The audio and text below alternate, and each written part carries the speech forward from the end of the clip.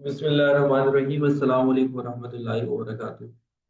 اچھا بھائی، آج جو ہمارا ٹاپک سٹارٹ ہونے جا رہا ہے that is IS 16 property plant and equipment. اچھا جی، یہ جو کلاس ہو رہی ہے، اس کلاس کے اندر کچھ ACCA کے اسٹوڈنٹس بھی ہیں، جو F7 کا پیپر دے رہے ہیں، اور ICMA کے اسٹوڈنٹس بھی ہیں جو کہ FACR کا پیپر دے رہے ہیں۔ تو اس وجہ سے یہ میں نے ایک کامن کلاس رکھ دی تھی، کیونکہ یہ جو ٹاپک ہے آپ کا F7 ACCA کے اندر بھی ہے اور FACR ICMA کے اندر بھی ہے۔ ٹھیک ہے، تو یہ ایک آپ لوگوں کی کامن کلاس ہوگی، اور اس میں یہ ہوگا کہ آپ لوگوں کو پڑھنے میں مزہ آئے گا، کیونکہ دونوں چیزیں جو ہے وہ آپ لوگوں کے ساتھ نا شیئر ہو رہی ہوگی، تو زیادہ ڈیٹیل میں آپ لوگ پڑھ لو گے۔ تو سٹارٹ کرتے ہیں، پراپرٹی پلانٹ اینڈ اکوپمنٹ آج کا ہمارا ٹاپک ہے IS 16۔ یہ جو IS 16 ہمارا اسٹینڈرڈ ہے، یہ بیسیکلی ریلیٹ کرتا ہے کس کے ساتھ؟ ریلیٹ کرتا ہے آپ کے نان کرنٹ ایسٹس کے ساتھ، نان کرنٹ ایسٹس کے ساتھ، جس میں آپ کے پراپرٹی پلانٹ اینڈ اکوپمنٹ آ جاتا ہے، ان کو ڈیل کرنا سکھاتا ہے۔ ایسے نان کرنٹ ایسٹس کے لیے ہمارے پاس اور بھی اسٹینڈرڈز ہیں، جیسے کہ اس کے بعد جو ہم پڑھیں گے وہ IS 36 پڑھیں گے، وہ بھی نان کرنٹ ایسٹ سے ہی ریلیٹ کر رہا ہے۔ ایسے ہی IS 40 پڑھیں گے، وہ بھی نان کرنٹ ایسٹ سے ہی ریلیٹ کر رہا ہے، لیکن یہ فرسٹ اسٹینڈرڈ ہوتا ہے نان کرنٹ ایسٹ سے ریلیٹڈ، جس کو آج ہم لوگ جو ہے وہ ڈسکس کرنے جا رہے ہیں، پراپرٹی پلانٹ اینڈ اکوپمنٹ۔ اچھا، یہ ہینڈ آؤٹس وغیرہ آپ کو لکھنے کی ضرورت نہیں ہے، میں آپ لوگوں کے ساتھ جو ہے وہ شیئر کر دوں گا، ٹھیک ہے؟ یہ ساری چیزیں جو بچے کہتے ہیں کہ سر تھیوریٹیکل پارٹ بھی ہونا چاہیے، تو تھیوری بھی ہے اس کے اندر، جو ہے وہ کوشچنس بھی آپ کو مل جائیں گے، تو کاپی کرنے کی ضرورت نہیں ہے، جسٹ آپ لوگ انڈرسٹینڈنگ لیجیے گا، اور ساتھ ساتھ جو ہے نا وہ، ہاں، خود چیزوں کو میمورائز کرنے کے لیے اگر آپ لوگ لکھنا چاہو تو اپنے پاس لکھ سکتے ہو، ویسے یہ آپ کو PDF جو ہے نا وہ گروپ میں شیئر کر دیا جائے گا، ٹھیک ہے؟ تو سٹارٹ کرتے ہیں جی، property plant and equipment. Property plant and equipment کیا ہے؟ آپ لوگ پہلے بچپن سے پڑھتے ہوئے آ رہے ہو، پراپرٹی پلانٹ اینڈ اکوپمنٹ کیا ہوتا ہے؟ سر بیسیکلی وہ ایسٹ جو کہ ہم بزنس ایکٹیویٹیز کے لیے یوز کریں، ٹھیک ہے، اور جس کی لائف جو ہے وہ مور دین آپ کی 1 ایئر ہو، مور دین آپ کی 1 ایئر اس کی لائف ہو، تو وہ بیسیکلی پراپرٹی پلانٹ اکوپمنٹ کے اندر آ جاتا ہے۔ کوئی بھی ایسا ایسٹ جو بزنس ایکٹیویٹیز کے اندر یوز ہو رہا ہو، بزنس ایکٹیویٹیز مینس کہ آپ کوئی بھی بزنس ایکٹیویٹی کر رہے ہو، جیسے کہ آپ کی بلڈنگ ہے، اس بلڈنگ کے اندر آپ کوئی اپنے بزنس ایکٹیویٹی کر رہے ہو، یا جیسے مشینری ہے، مشینری بھی کس لیے یوز ہوتی ہے؟ آپ کی بزنس ایکٹیویٹی کے لیے یوز ہوتی ہے، تو کوئی بھی آپ بیٹا بزنس ایکٹیویٹی کر رہے ہو، ٹھیک ہے، help for use in business activities. Second, کہ اس کی جو لائف ہوتی ہے وہ مور دین 1 ایئر ہوتی ہے، تو وہ فال کر جاتا ہے ہمارا پراپرٹی پلانٹ اینڈ اکوپمنٹ کے اندر، پراپرٹی پلانٹ اینڈ اکوپمنٹ کے اندر۔ اچھا، اسٹینڈرڈ نے اس کا ریکگنیشن کا کرائٹیریا آپ کو بتایا ہے کہ پراپرٹی پلانٹ اینڈ اکوپمنٹ کو آپ کیسے ریکگنائز کرو گے۔ ایک تو بات یہ ہوگی کہ مور دین 1 ایئر ہے اور بزنس ایکٹیویٹی کے اندر یوز ہوتا ہے۔ اس کا اسٹینڈرڈ نے جو آپ کو ریکگنیشن کرائٹیریا بتایا ہے وہ یہ بتایا ہے کہ ان ایسٹ سے آپ کو فیوچر اکنامک بینیفٹس ہوتے ہیں، یعنی کہ ایکسپیکٹڈ اکنامک بینیفٹس ہوتا ہے۔ جیسے لیٹ سپوز اگر میں بلڈنگ بائی کرتا ہوں بزنس کے لیے، تو اس بلڈنگ کو میرے بائی کرنے کا مقصد یہ ہوگا کہ میں فیوچر میں اس کے اندر بزنس ایکٹیویٹیز کروں گا اور مجھے اکنامک بینیفٹ ملے گا۔ تو کوئی بھی ایسا ایسٹ جو کہ ایکسپیکٹ یہ کیا جا رہا ہو کہ یہ آپ کو فیوچر میں اکنامک بینیفٹ دے گا، ٹھیک ہے، اور اس کے علاوہ اس کی جو کاسٹ ہے وہ ریلائبلی میئر ہو سکے، یعنی کہ اس کی کاسٹ کو آپ ایزیلی کیلکولیٹ کر سکو، آرام سے کیلکولیٹ کر سکو، تو اس کو ریکگنائز کرو گے آپ پراپرٹی پلانٹ اینڈ اکوپمنٹ میں۔ تو اسٹینڈرڈ نے آپ کو ایک کرائٹیریا بتا دیا ہے کہ اس کو ریکگنائز کرنے کا، اس کا ریکگنیشن کا کرائٹیریا یہ ہے کہ یہ آپ کو فیوچر میں بینیفٹ دے گا، اور اس کی کاسٹ کو آپ ایزیلی کیلکولیٹ کر سکتے ہو۔ اگر تو کاسٹ کو آپ ایزیلی کیلکولیٹ نہیں کر سکتے، یا پھر وہ ایسٹ آپ کو فیوچر میں بینیفٹ نہیں دے گا، ایکسپیکٹڈ بینیفٹ فیوچر میں نہیں دے گا، تو وہ پراپرٹی پلانٹ اینڈ اکوپمنٹ کے اندر نہیں جا سکتا۔ प्रॉपर्टी प्लांट एंड इक्विपमेंट क्या है कि जिसकी लाइफ मोर देन 1 ईयर है और बिजनेस एक्टिविटीज के अंदर यूज हो रहा है। स्टैंडर्ड ने आपको कहा है कि आप प्रॉपर्टी प्लांट एंड इक्विपमेंट के अंदर उस एसेट को तब लेकर जाओगे जब वो आपको फ्यूचर में क्या दे, इकोनॉमिक बेनिफिट दे। और इसके अलावा आप उसकी कॉस्ट को इजीली कैलकुलेट कर सको, उसकी कॉस्ट को रिलायबली मेजर कर सको, कैलकुलेट कर सको, तो फिर जाकर वो एसेट आपका प्रॉपर्टी प्लांट एंड इक्विपमेंट में फॉल करता है। ठीक है, जो कि इजीली मेजरेबल हो, जो इजीली आराम से उसको आप कैलकुलेट कर सकते हो। तो ये दो पॉइंट्स, दो क्राइटेरिया स्टैंडर्ड ने आपको बताया। इसमें से आपसे एमसीक्यूज वगैरह पूछ सकते हैं, ठीक है, कि रिकॉग्निशन क्राइटेरिया क्या है प्रॉपर्टी प्लांट एंड इक्विपमेंट। तो रिकॉग्निशन क्राइटेरिया यही है हमारे पास प्रॉपर्टी प्लांट एंड इक्विपमेंट का कि फ्यूचर इकोनॉमिक बेनिफिट होना चाहिए, और इसके अलावा उसकी कॉस्ट को हम इजीली मेजरेबल हो, उसकी कॉस्ट इजीली हम उसको कैलकुलेट कर सकते हैं। जैसे बिल्डिंग है, मशीनरी है, व्हीकल है, फर्नीचर है, फिक्सचर है, ये जितने भी आपके एसेट्स हैं, ये आपको इकोनॉमिक बेनिफिट भी देते हैं, और साथ साथ प्लस आपको एक एडवांटेज ये होता है कि आप उनकी कॉस्ट को इजीली कैलकुलेट कर सकते हैं। अगर इन दोनों में से कोई एक भी क्राइटेरिया मिस कर जाता है तो आप इसको प्रॉपर्टी प्लांट एंड इक्विपमेंट के अंदर रिकॉग्नाइज नहीं कर सकते। ठीक है, तो ये तो आपको स्टैंडर्ड ने क्राइटेरिया बता दिया कि रिकॉग्निशन क्राइटेरिया क्या है। फिर उसके बाद लेट सपोज आपने एक एसेट, फ्यूचर आपने एक एसेट जो है वो प्रॉपर्टी प्लांट एंड इक्विपमेंट में से कोई भी एसेट आपने बाय किया, खरीद लिया। अब नाउ आप उसको अपनी बुक्स के अंदर किस तरह से रिकॉर्ड करोगे, उसके लिए भी आपको एक स्टैंडर्ड ने एक क्राइटेरिया सेट करके दिया है कि आपने कोई भी प्रॉपर्टी, कोई भी आप fix asset property plant and equipment से अगर आप बाय करते हो या आपके पास वो एसेट आ जाता है, तो उसको आपने बुक्स ऑफ अकाउंट्स में किस तरह से रिकॉर्ड करना है। तो यहां पर आपके पास आ रहा है मेजरमेंट एट रिकॉग्निशन, या इनिशियल मेजरमेंट क्या होगी। शुरू में आप उस एसेट को अपने पास किस तरह से रिकॉर्ड करो। मैंने बिल्डिंग बाय की, अब मैंने बिल्डिंग बाय कर लिया, मैंने उसको अपने बुक्स ऑफ अकाउंट्स में रिकॉर्ड करना है, तो मैं उसको किस तरह से रिकॉर्ड करूंगा। तो स्टैंडर्ड आपको ये बता रहा है बेटा, ये वाली चीज आपके पास एमसीक्यूज के अंदर आ सकती है, इसके ऊपर फोकस कीजिएगा। मेजरमेंट एट रिकॉग्निशन या इनिशियल मेजरमेंट क्या होगी। आपने आइडेंटिफाई कर लिया कि ये आपका प्रॉपर्टी प्लांट एंड इक्विपमेंट के अंदर फॉल करेगा एसेट। अब आप क्या करने जा रहे हो, उसको रिकॉर्ड करने जा रहे हो अपने पास बुक्स ऑफ अकाउंट के अंदर। तो स्टैंडर्ड ने आपको 3 पॉइंट्स बताए हैं, स्टैंडर्ड ने आपको मेरे बच्चों 3 पॉइंट्स बताए। एक मिनट बेटा, क्लास ज्वाइन नहीं हो रही क्या? क्लास ज्वाइन नहीं हो रही? मैं दोबारा से भेजता हूँ लिंक, कुछ बच्चों की क्लास ज्वाइन नहीं हो रही।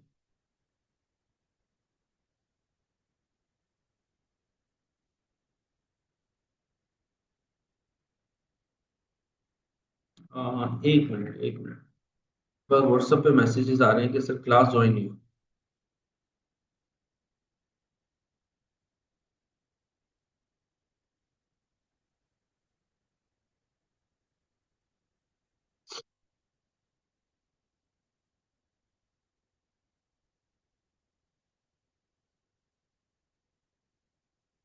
अच्छा जी, बाकी बच्चों को तो आवाज क्लियर आ रही है ना सब? किसी को कोई इश्यू तो नहीं आ रहा ना?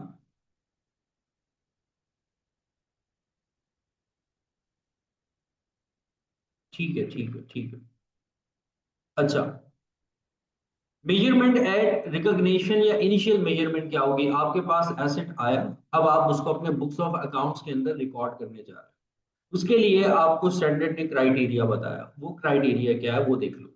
वो क्राइटेरिया स्टैंडर्ड ने आपको बताया, ये रेड में आपके पास आ रहा होगा कि परचेज प्राइस ए पार्ट है, बी पार्ट क्या है, डायरेक्टली एट्रीब्यूटेबल कॉस्ट, और सी पार्ट है dismantling and restoration cost.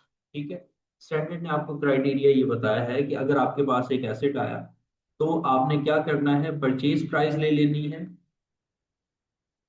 Purchase price ले लेनी है, प्लस करना है आपने इसमें डायरेक्टली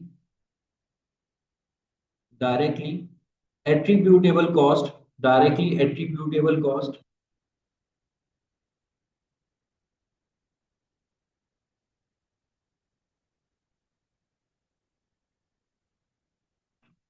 और साथ में प्लस कर लेना है आपने डिसमेंटलिंग कॉस्ट।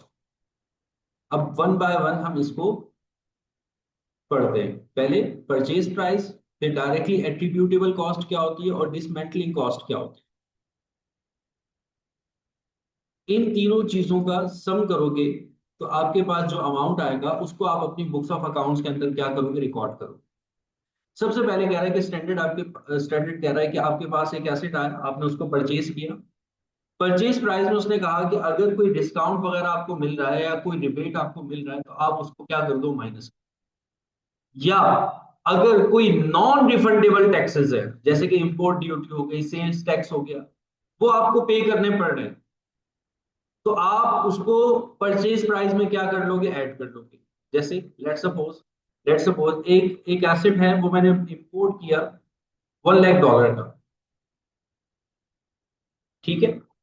और $1 लाख में से फिर मैंने कुछ निगोशिएशन किया और निगोशिएशन पे मुझे उन्होंने 1000 का रिबेट दे दिया। तो स्टैंडर्ड आपको ये कहता है कि परचेज प्राइस में $1 लाख आपकी परचेज प्राइस नहीं है, जो रिबेट आपको मिला है, रिबेट आपको मिला है या जो कोई डिस्काउंट आपको मिला है, वो आपने क्या कर देना, माइनस कर देना।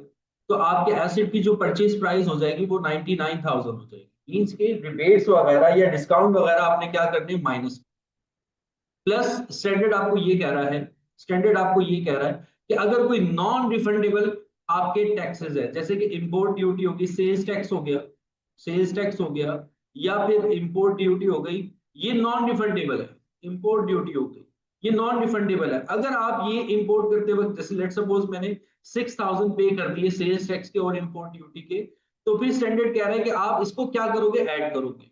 मीन्स के आपके एसेट की जो परचेजिंग प्राइस होगी वो होगी $1,05,000। $1,05,000 आपके एसेट की क्या हो जाएगी, परचेजिंग प्राइस होगी। कि कोई भी रिबेट अगर आपको मिल रहा है या कोई डिस्काउंट अगर आपको मिल रहा है, तो आपने वो क्या कर देना है, माइनस कर देना है। प्लस प्लस अगर कोई सेल टैक्स या इंपोर्ट ड्यूटी आप पे कर रहे हो, यानी कि नॉन रिफंडेबल टैक्सेस है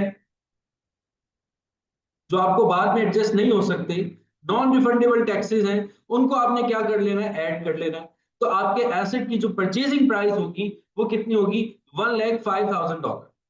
तो सबसे पहली बात हमने ये डिस्कस की कि आप कोई भी एसेट परचेज करोगे तो सबसे पहले आपने उसकी परचेज प्राइस को क्या करना है, मेजर करना है। परचेज प्राइस को क्या करना है, कैलकुलेट करना है। फिर उसके बाद आप आ जाते हो बेटा डायरेक्टली एट्रीब्यूटेबल कॉस्ट पे आ जाती है।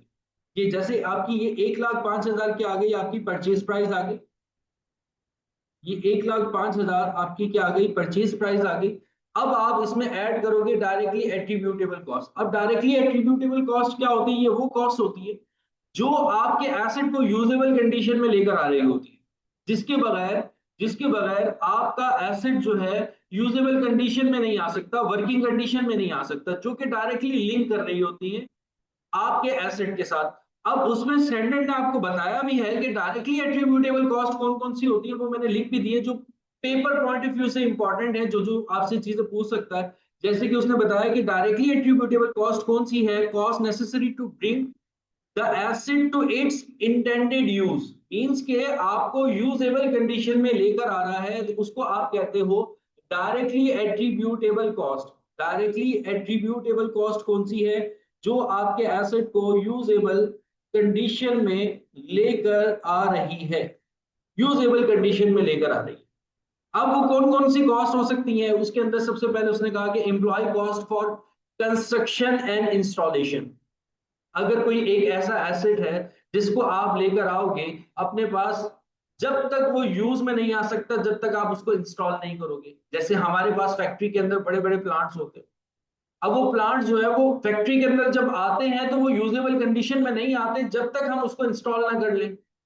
और जब हम उसको इंस्टॉल करेंगे तो ऑब्वियस सी बात है कि हमारी जो है वो लेबर कॉस्ट एक आ जाएगी, इंप्लॉय कॉस्ट एक आ जाएगी। तो उसको आपका स्टैंडर्ड क्या कह रहा है कि ये डायरेक्टली एट्रीब्यूटेबल कॉस्ट है, इसको आपने क्या कर लेना है, ऐड कर लेना है। इसके अलावा स्टैंडर्ड आपको ये कहता है कि साइड प्रिपरेशन अगर कोई कॉस्ट है, कोई एसेट, आप जैसे एक छोटी सी एग्जांपल लो कि आप अपनी आप अपने बिजनेस के अंदर क्या करने जा रहे हो, सोलर प्लांट को जो है वो क्या करने जा रहे हो, इंस्टॉल करने जा रहे हो। اب جب سولر کو انسٹال کرنے جاؤ گے تو obvious سی بات ہے آپ کو اس کی سائٹ پریپریشن کرنی پڑے گی. آپ کو ایک سٹرکچر جو ہے نا وہ اپنے روف پر کھڑا کرنا پڑے گا جہاں پر آپ کی سولر پلیٹس جو ہے وہ آ کر کے انسٹال ہوں گی. تو سائٹ پریپریشن کرنی ہوگی, اس کی کچھ انسٹالیشن کاسٹ ہوگی.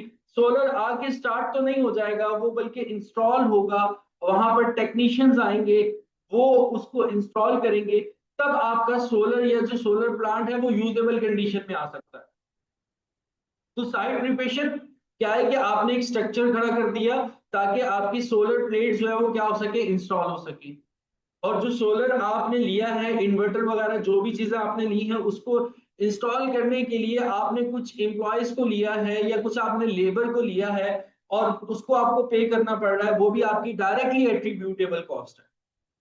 اس کو بھی آپ نے کیا کر لینا ہے, ایڈ کر لینا ہے.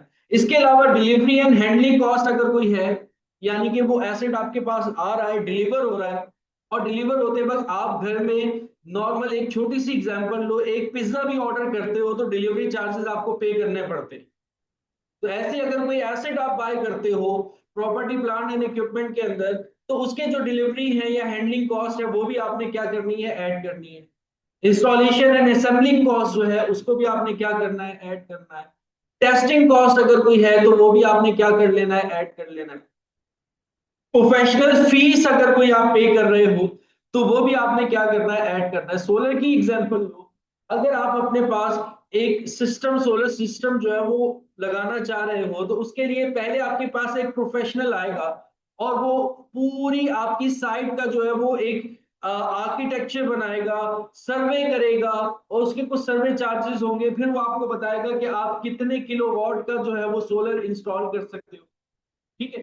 سولر کی ایگزامپل میں آپ کو اس وجہ سے دے رہا ہوں کیونکہ زیادہ تر میجورٹی کمپنی سولر والی سائٹ پہ شفٹ ہو رہی ہے, تو یہ بڑی اچھی ایگزامپل آ جاتی ہے ڈائریکٹلی ایٹریبیوٹیبل کاسٹ کے اندر. تو یہ ساری چیزیں آپ کی کس کے اندر آتی ہیں, ڈائریکٹلی ایٹریبیوٹیبل کاسٹ کے اندر آتی ہے. تو سٹینڈرڈ آپ کو یہ کہتا ہے کہ بیٹا آپ نے سب سے پہلے پرچیز پرائس لینی ہے, اس کے بعد آپ نے اس کے اندر ایڈ کر دینا ہے ڈائریکٹلی ایٹریبیوٹیبل کاسٹ کو. ڈائریکٹلی ایٹریبیوٹیبل کاسٹ کو آپ نے کیا کر دینا ہے, ایڈ کر دینا.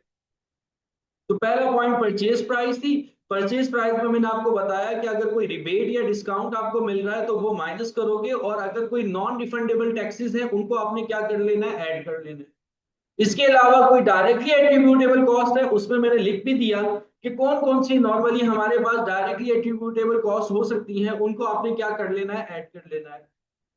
اس کے علاوہ لاسٹ میں آپ کو سٹینڈرڈ یہ کہتا ہے کہ اگر اس ایسٹ کی کوئی ڈسمینٹلنگ کاسٹ ہے, اگر اس ایسٹ کی کوئی ڈسمینٹلنگ کاسٹ ہے, اس کو بھی آپ نے کیا کرنا ہے, ایڈ کرنا ہے. اب سر ڈسمینٹلنگ کاسٹ کے بارے میں سمجھ میں نہیں آ رہا.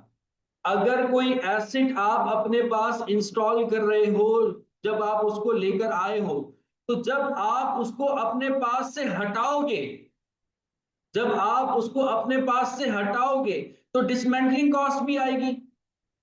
جیسے لگاتے وقت انسٹالیشن کاسٹ آئی, ویسے ہٹاتے وقت ڈسمینٹلنگ کاسٹ بھی آئے گی. تو وہ جو ڈسمینٹلنگ کاسٹ جو آپ کو فیوچر میں بیئر کرنا پڑ رہی ہے, سٹینڈرڈ یہ کہتا ہے اس کی ایک ایسٹیمیٹڈ ویلیو آپ اپنے پاس اس پرائس کے اندر کیا کرو گے, ایڈ کرو گے. یعنی کہ ڈسمینٹلنگ کاسٹ کو بھی آپ نے کیا کرنا ہے, ایڈ کرنا.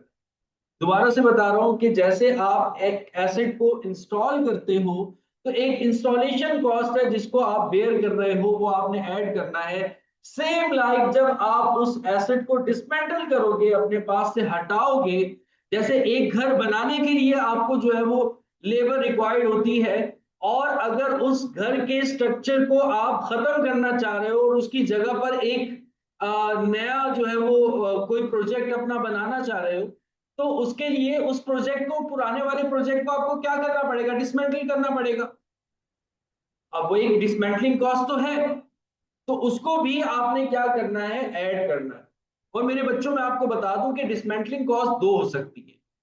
ایک وہ کاسٹ ہے ڈسمینٹلنگ جو کہ فیوچر میں آپ کو بیئر کرنا پڑ سکتی ہے, اور ایک ڈسمینٹلنگ کاسٹ وہ ہے جو آپ ایک نیا ایسٹ لے کر آئے ہو اور وہ لگانا چاہ رہے ہو, वहां पर एक पुराना एसेट ऑलरेडी है, उसको आप डिसमेंटल कर रहे हो, तो वो वाली कॉस्ट भी एक आ रही है, तो उसको भी आप क्या करोगे, ऐड करोगे।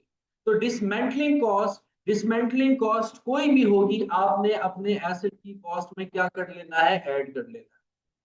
नॉर्मली नॉर्मली ज्यादातर केसेस के अंदर हमारे पास जो डिसमेंटलिंग कॉस्ट आती है वो फ्यूचर की कॉस्ट आती है, कि इस एसेट को अगर हम हटाएंगे तो उसकी भी एक कॉस्ट होगी। लेकिन वो जो, जैसे लेट सपोज अगर मैं उस एसेट को हटाता हूँ, फ्यूचर में मैं देख रहा हूँ कि उस एसेट को जो हटाने की कॉस्ट है वो $20,000 है, $20,000 है, लेकिन ये फ्यूचर की वैल्यू है ना। आज की वैल्यू इसकी क्या बनती है, आज की वैल्यू सपोज कर लो कि $15,000 बनती है। तो ये जो आज की वैल्यू है, इसको मैं क्या करूंगा, अपनी एसेट की कॉस्ट का पार्ट बनाऊंगा, अपने एसेट की कॉस्ट में क्या कर लूंगा, ऐड कर लूंगा। तो तीन बातें आपको स्टैंडर्ड ने ये बताई हैं कि कोई भी एसेट जब आप अपने पास रिकॉर्ड करने जाओगे, तो उसकी इनिशियल मेजरमेंट ये होगी कि परचेज प्राइस को आपने, उसके अंदर डिसमेंटलिंग कॉस्ट, उसके अंदर डिसमेंटलिंग कॉस्ट को और डायरेक्टली एट्रीब्यूटेबल कॉस्ट को आपने क्या कर लेना है, ऐड कर लेना है। तो डायरेक्टली एट्रीब्यूटेबल कॉस्ट भी मैंने आपको बताई कि कौन कौन सी, वो मैंने लिख दी एग्जांपल के तौर पे। और डिसमेंटलिंग कॉस्ट क्या है या रिस्टोरेशन कॉस्ट क्या है, कि initial estimates of the cost to dismantle, remove the asset and restore the site, present value of future cost is recorded if obligation exist. ठीक है, प्रेजेंट वैल्यू आप रिकॉर्ड करोगे, वो जो फ्यूचर में आपको कॉस्ट जो है वो बेयर करना पड़ रही है, उस फ्यूचर वाली कॉस्ट की आप क्या करोगे, प्रेजेंट वैल्यू निकाल करके क्या कर लोगे, ऐड कर लोगे। तो ये हमारे पास क्या आता है, इनिशियल मेजरमेंट आती है, यानी कि जो एसेट को इनिशियली हम अपने बुक्स ऑफ अकाउंट्स के अंदर रिकॉर्ड करेंगे, तो वो इस तरह से रिकॉर्ड करेंगे। यहां तक बेटा आप लोगों को बात क्लियर होगी।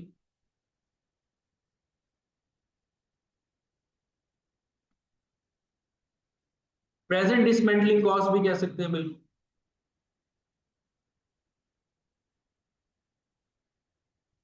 नॉर्मली बेटा जो हमारे पास देखी जाती है ना कॉस्ट, वो वाली कॉस्ट होती है जो कि फ्यूचर में हमें बेयर करना पड़ता है।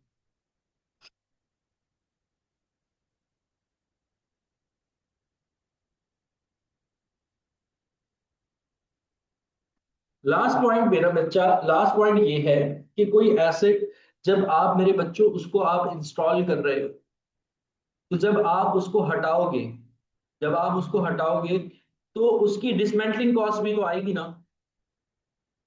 एक एसेट है, वो आपने लिए, इंस्टॉल कर लिया, आपने यूज करना शुरू कर दिया, लेकिन वो एसेट हमेशा तो नहीं रहेगा आपके पास।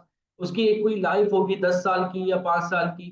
5 साल बाद या 10 साल बाद उसने एक्सपायर हो जाना है, और आपको एक नए एसेट की जरूरत पड़ेगी।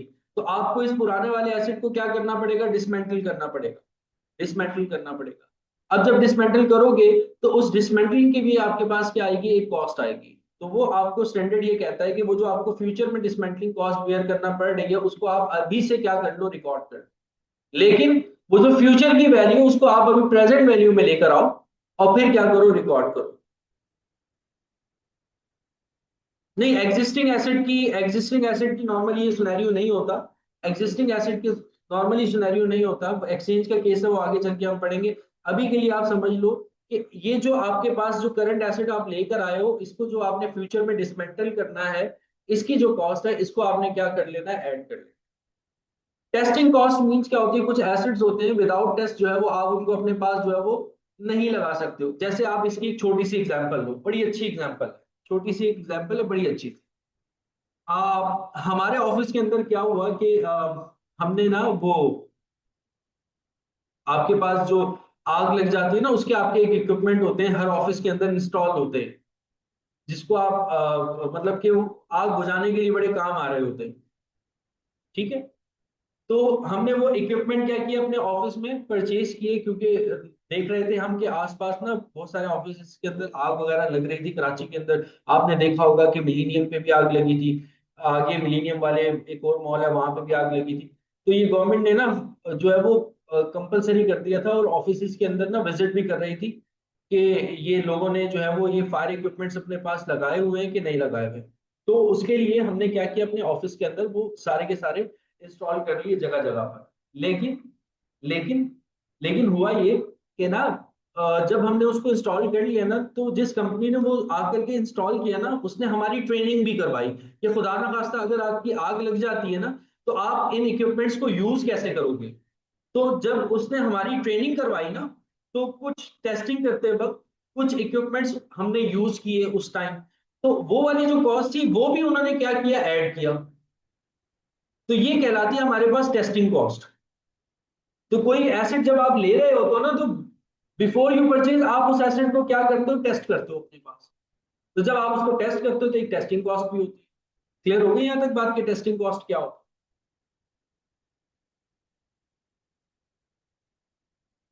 ठीक है जी, डन हो गया, डन हो गया, डन हो गया, डन हो गया। अच्छा, अच्छा, इससे रिलेटेड एक क्वेश्चन है बेटा, उसको थोड़ा सा देख लेते हैं।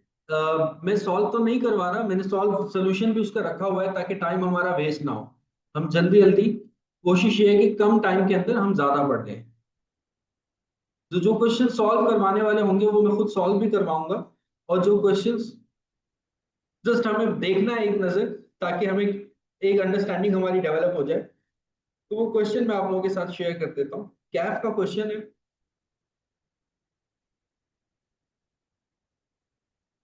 कैफ का क्वेश्चन है हमारे पास। हाँ, अच्छा, यहाँ पर आपको बता रहे हैं कि एलेक्स लिमिटेड है, उसने जो है वो एक प्लांट जो है वो परचेज किया। The following cost were incurred, अब कुछ कॉस्ट जो है ना उसकी इनकर्ड हुई है। जैसे कि list price of the plant है, वो बता रहे हैं आपको 1 लाख, 1 मिलियन, सॉरी 1 मिलियन। और ट्रेड डिस्काउंट आपको गिवन मिला है कितना, 50,000 से। अब जब डिस्काउंट है तो मेरे बच्चों उसको क्या करेंगे, माइनस करेंगे। डिस्काउंट हमें मिलेगा तो हम क्या करेंगे, माइनस करेंगे। इसके अलावा डिलीवरी कॉस्ट है सर, तो ये डायरेक्टली एट्रीब्यूटेबल कॉस्ट है, इसको हम क्या कर लेंगे, ऐड कर लेंगे। इंस्टॉलेशन कॉस्ट है सर, ये भी डायरेक्टली एट्रीब्यूटेबल कॉस्ट है, आपने ऊपर लिखवा दी है, तो ये भी क्या कर लेंगे, ऐड कर लेंगे। इसके अलावा कॉस्ट ऑफ साइट प्रिपरेशन है, तो सर ये भी डायरेक्टली एट्रीब्यूटेबल कॉस्ट है, तो ये भी हम क्या करेंगे, ऐड करेंगे। इसके अलावा आर्किटेक्ट फीस है, तो ये भी सर डायरेक्टली एट्रीब्यूटेबल कॉस्ट है, इसको भी हम क्या कर लेंगे, ऐड कर लेंगे। इसके अलावा सर एडमिनिस्ट्रेटिव एक्सपेंसेस हैं, एडमिनिस्ट्रेशन एक्सपेंसेस है, तो सर ना ये डायरेक्टली एट्रीब्यूटेबल है, ना ही ये डिसमेंटलिंग है, ना ही ये परचेज प्राइस का पार्ट है। तो जो लास्ट वाला एक्सपेंस है ना, एडमिनिस्ट्रेटिव एक्सपेंस, एडमिनिस्ट्रेशन एक्सपेंस, तो सर इसको हम अपनी एसेट की कॉस्ट का पार्ट नहीं बनाएंगे, इसको हम ऑपरेटिंग एक्सपेंसेस में लेके जाएंगे। तो इस वाले एक्सपेंस को हमने अपनी एसेट की कॉस्ट का पार्ट नहीं बनाना, यानी कि जो लास्ट वाले एडमिनिस्ट्रेशन एक्सपेंस है इसको हमने क्या करना है, इग्नोर करना है।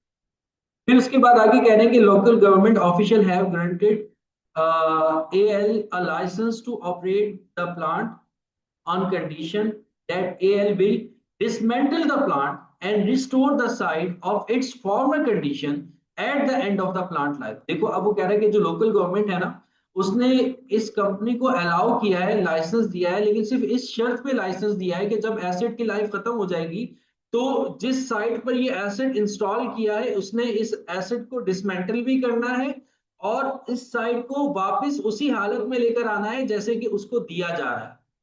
तो उसके बाद उसने बताया है कि AL has estimated the amount of rupees 250 million in present value term for the related obligation। वो कह रहे हैं कि AL ने एस्टिमेट ये किया है कि उसकी जो प्रेजेंट वैल्यू है डिसमेंटलिंग कॉस्ट की, वो कितनी है, 250 मिलियन है। तो मेरे बच्चों 250 मिलियन भी हम क्या कर लेंगे, ऐड कर लेंगे। तो सर यहाँ पर हमारे पास जो लिस्ट प्राइस है, ट्रेड डिस्काउंट है, ट्रेड डिस्काउंट माइनस होगा, डिलीवरी कॉस्ट ऐड होगी, इंस्टॉलेशन कॉस्ट ऐड होगी, cost of site preparation add होगी, आर्किटेक्ट फीस है ये भी ऐड होगी, और इसके अलावा जो प्रेजेंट वैल्यू है डिसमेंटलिंग कॉस्ट की, ये भी क्या हो जाएगी मेरे बच्चों, ऐड हो जाएगी। और जो एडमिनिस्ट्रेशन एक्सपेंस है वो हम क्या कर देंगे, इग्नोर कर देंगे। तो नीचे इसका सोल्यूशन भी है, देख लो। यहाँ पर परचेज प्राइस थी 1 मिलियन, इसमें से 50,000 माइनस किया है जो कि क्या है, डिस्काउंट। डिलीवरी कॉस्ट ऐड की है, इंस्टॉलेशन कॉस्ट ऐड की है, cost of site preparation add की है, इसके अलावा आर्किटेक्ट फीस है वो ऐड की है, और इसके अलावा estimated dismantling and restoration cost जो है वो भी क्या कर ली है, ऐड कर ली है। तो आपके एसेट की जो वैल्यू है वो 1640000। Is it clear?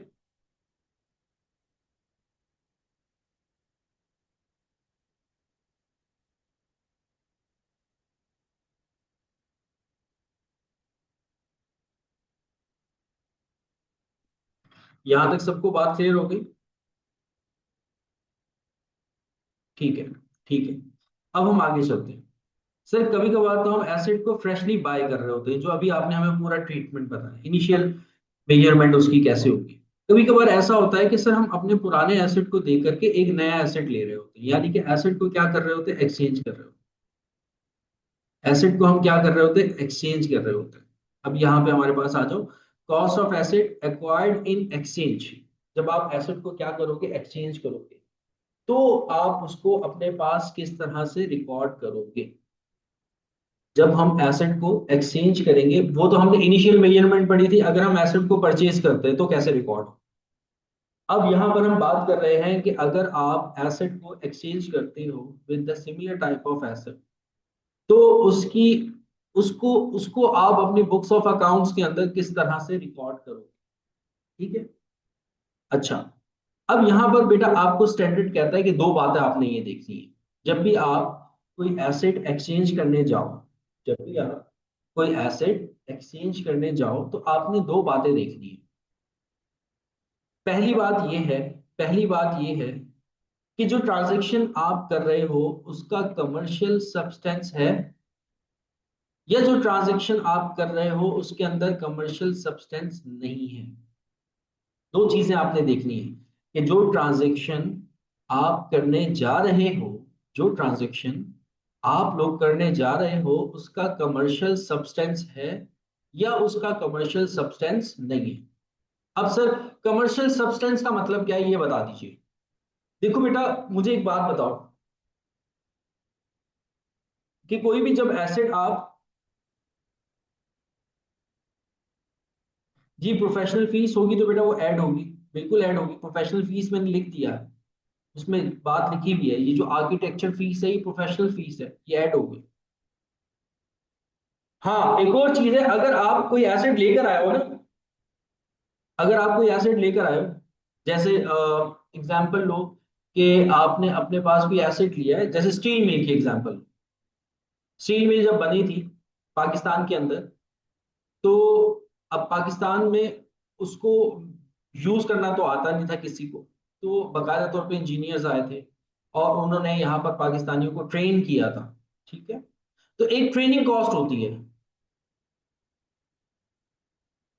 एक होती है ट्रेनिंग कॉस्ट, कि कोई एसेट लिया है और फिर आप अपने एम्प्लॉयज को क्या कर रहे हो, ट्रेन कर रहे हो, कि ताकि वो उस एसेट को क्या कर सके, यूज कर सके, ताकि वो उस एसेट को क्या कर सके, यूज कर सके। मैं कमर्शियल सब्सटेंस की तरफ आ रहा हूँ, एक क्वेश्चन आ गया है तो उसको मैं पहले क्लियर कर दूं। एक ट्रेनिंग कॉस्ट ये होती है, एक ट्रेनिंग कॉस्ट, एक होती है प्रोफेशनल फीस होती है और एक होती है ट्रेनिंग कॉस्ट। प्रोफेशनल फीस क्या है कि वो जब आएगा उसको इंस्टॉल करेगा, पहले सर्वे करेगा, आर्किटेक्चर है तो आप उससे मैपिंग करवाओगे, तो ये सारी चीजें आपकी प्रोफेशनल फीस में आ जाती है। और एक होती है ट्रेनिंग कॉस्ट। ट्रेनिंग कॉस्ट क्या है कि आप अपने एम्प्लॉयज को क्या कर रहे हो, ट्रेन कर रहे हो। तो जो एम्प्लॉयज को ट्रेन करने की कॉस्ट है ना, वो ऐड नहीं होती है, ये बात याद रखिए। जो एम्प्लॉयज को ट्रेन करने की कॉस्ट है वो ऐड नहीं होती। जो ट्रेनिंग कॉस्ट अगर आप अपने एम्प्लॉयज को ट्रेन करने के लिए कर रहे हो तो वो ऐड नहीं होगी। ठीक है। हाँ, अगर कोई प्रोफेशनल फीस है वो ऐड हो जाएगी।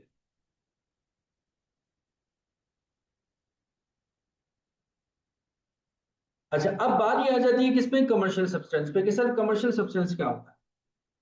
मेरे बच्चों, जब भी कोई एसेट आप एक्सचेंज करते हो तो आपका टारगेट क्या होता है, आपका टारगेट ये होता है कि आप एक नया एसेट लोगे उसकी जगह पर, और उससे आपका प्रोडक्शन लेवल, प्रोडक्शन एक्टिविटी क्या होगी, इंक्रीज होगी। नॉर्मली तो यही हमारा क्या होता है, हमारी सोच होती है कि हम इंप्रूवमेंट की तरफ जा रहे होते हैं। ठीक है। या एक छोटी सी एग्जांपल आप लो, आप मोबाइल फोन एक जो है वो पुराना वाला दे करके एक नया मोबाइल फोन लेते हो, तो आप लोगों की कोशिश क्या होती है कि उससे ऊपर वाला मोबाइल फोन ले लें। आईफोन 17 आ गया तो हम उसको बाय कर लें। ठीक है, उससे अच्छी पिक्चर्स आ जाएंगी। ठीक है। तो हम क्या करते हैं, कोई भी एसेट जब एक्सचेंज कर रहे होते हैं तो जो नया एसेट आ रहा होता है ना, उससे क्या होता है कि हमारी एक्सपेक्टेशन ये होती है कि हमारी एक्टिविटी जो है वो इम्प्रूव करेगी। अब जब हमारी एक्टिविटी जो भी उस एसेट के साथ करेंगे, एक नई मशीनरी ले आया उसकी जगह पर पुरानी मशीनरी को देकर, तो सर हमारी प्रोडक्शन वाली जो एक्टिविटी है वो क्या हो जाएगी, इंक्रीज कर जाएगी। ठीक है। تو جب آپ کی فیوچر کی ایکٹیویٹیز کے اندر امپیکٹ آ جائے، جب آپ کی فیوچر کی ایکٹیویٹیز پر امپیکٹ آ جائے تو اس کو آپ کہتے ہو کمرشل سبسٹینس، اس کو آپ کہتے ہو کمرشل سبسٹینس۔ اس ایسٹ کی وجہ سے آپ کی جو فیوچر کی ایکٹیویٹیز ہے وہ زیادہ انکریز ہو جائے، جہاں آپ 10,000 یونٹس بنا رہے تھے، آپ نے نیا پلانٹ لگا دیا پرانا پلانٹ دے کر کے، اب آپ 20,000 یونٹس بنا رہے ہو، مینس کہ یہاں پر کمرشل سبسٹینس ہے، transaction has commercial substance, transaction has commercial substance means کہ فیوچر کی ہماری ایکٹیویٹیز کیا ہو رہی ہے، امپروو ہو رہی ہے۔ اور ٹرانزیکشن لیک کمرشل سبسٹینس کا مطلب یہ ہوتا ہے کہ وہ نیا ایسٹ لے کر پرانا دے کر فیوچر میں کچھ امپروومنٹ نہیں آئی، فیوچر میں کچھ امپروومنٹس نہیں آئی۔ جیسے جیسے میرے پاس آئی فون 16 تھا گولڈن کلر میں نے اس کو دے کر آئی فون 16 ہی لے لیا، لیکن سلور کلر میں لے لیا، تو کیا اب کوئی میری پرفارمنس کے اندر انکریز آئے گا؟ اب میری پرفارمنس کے اندر کوئی انکریز آئے گا؟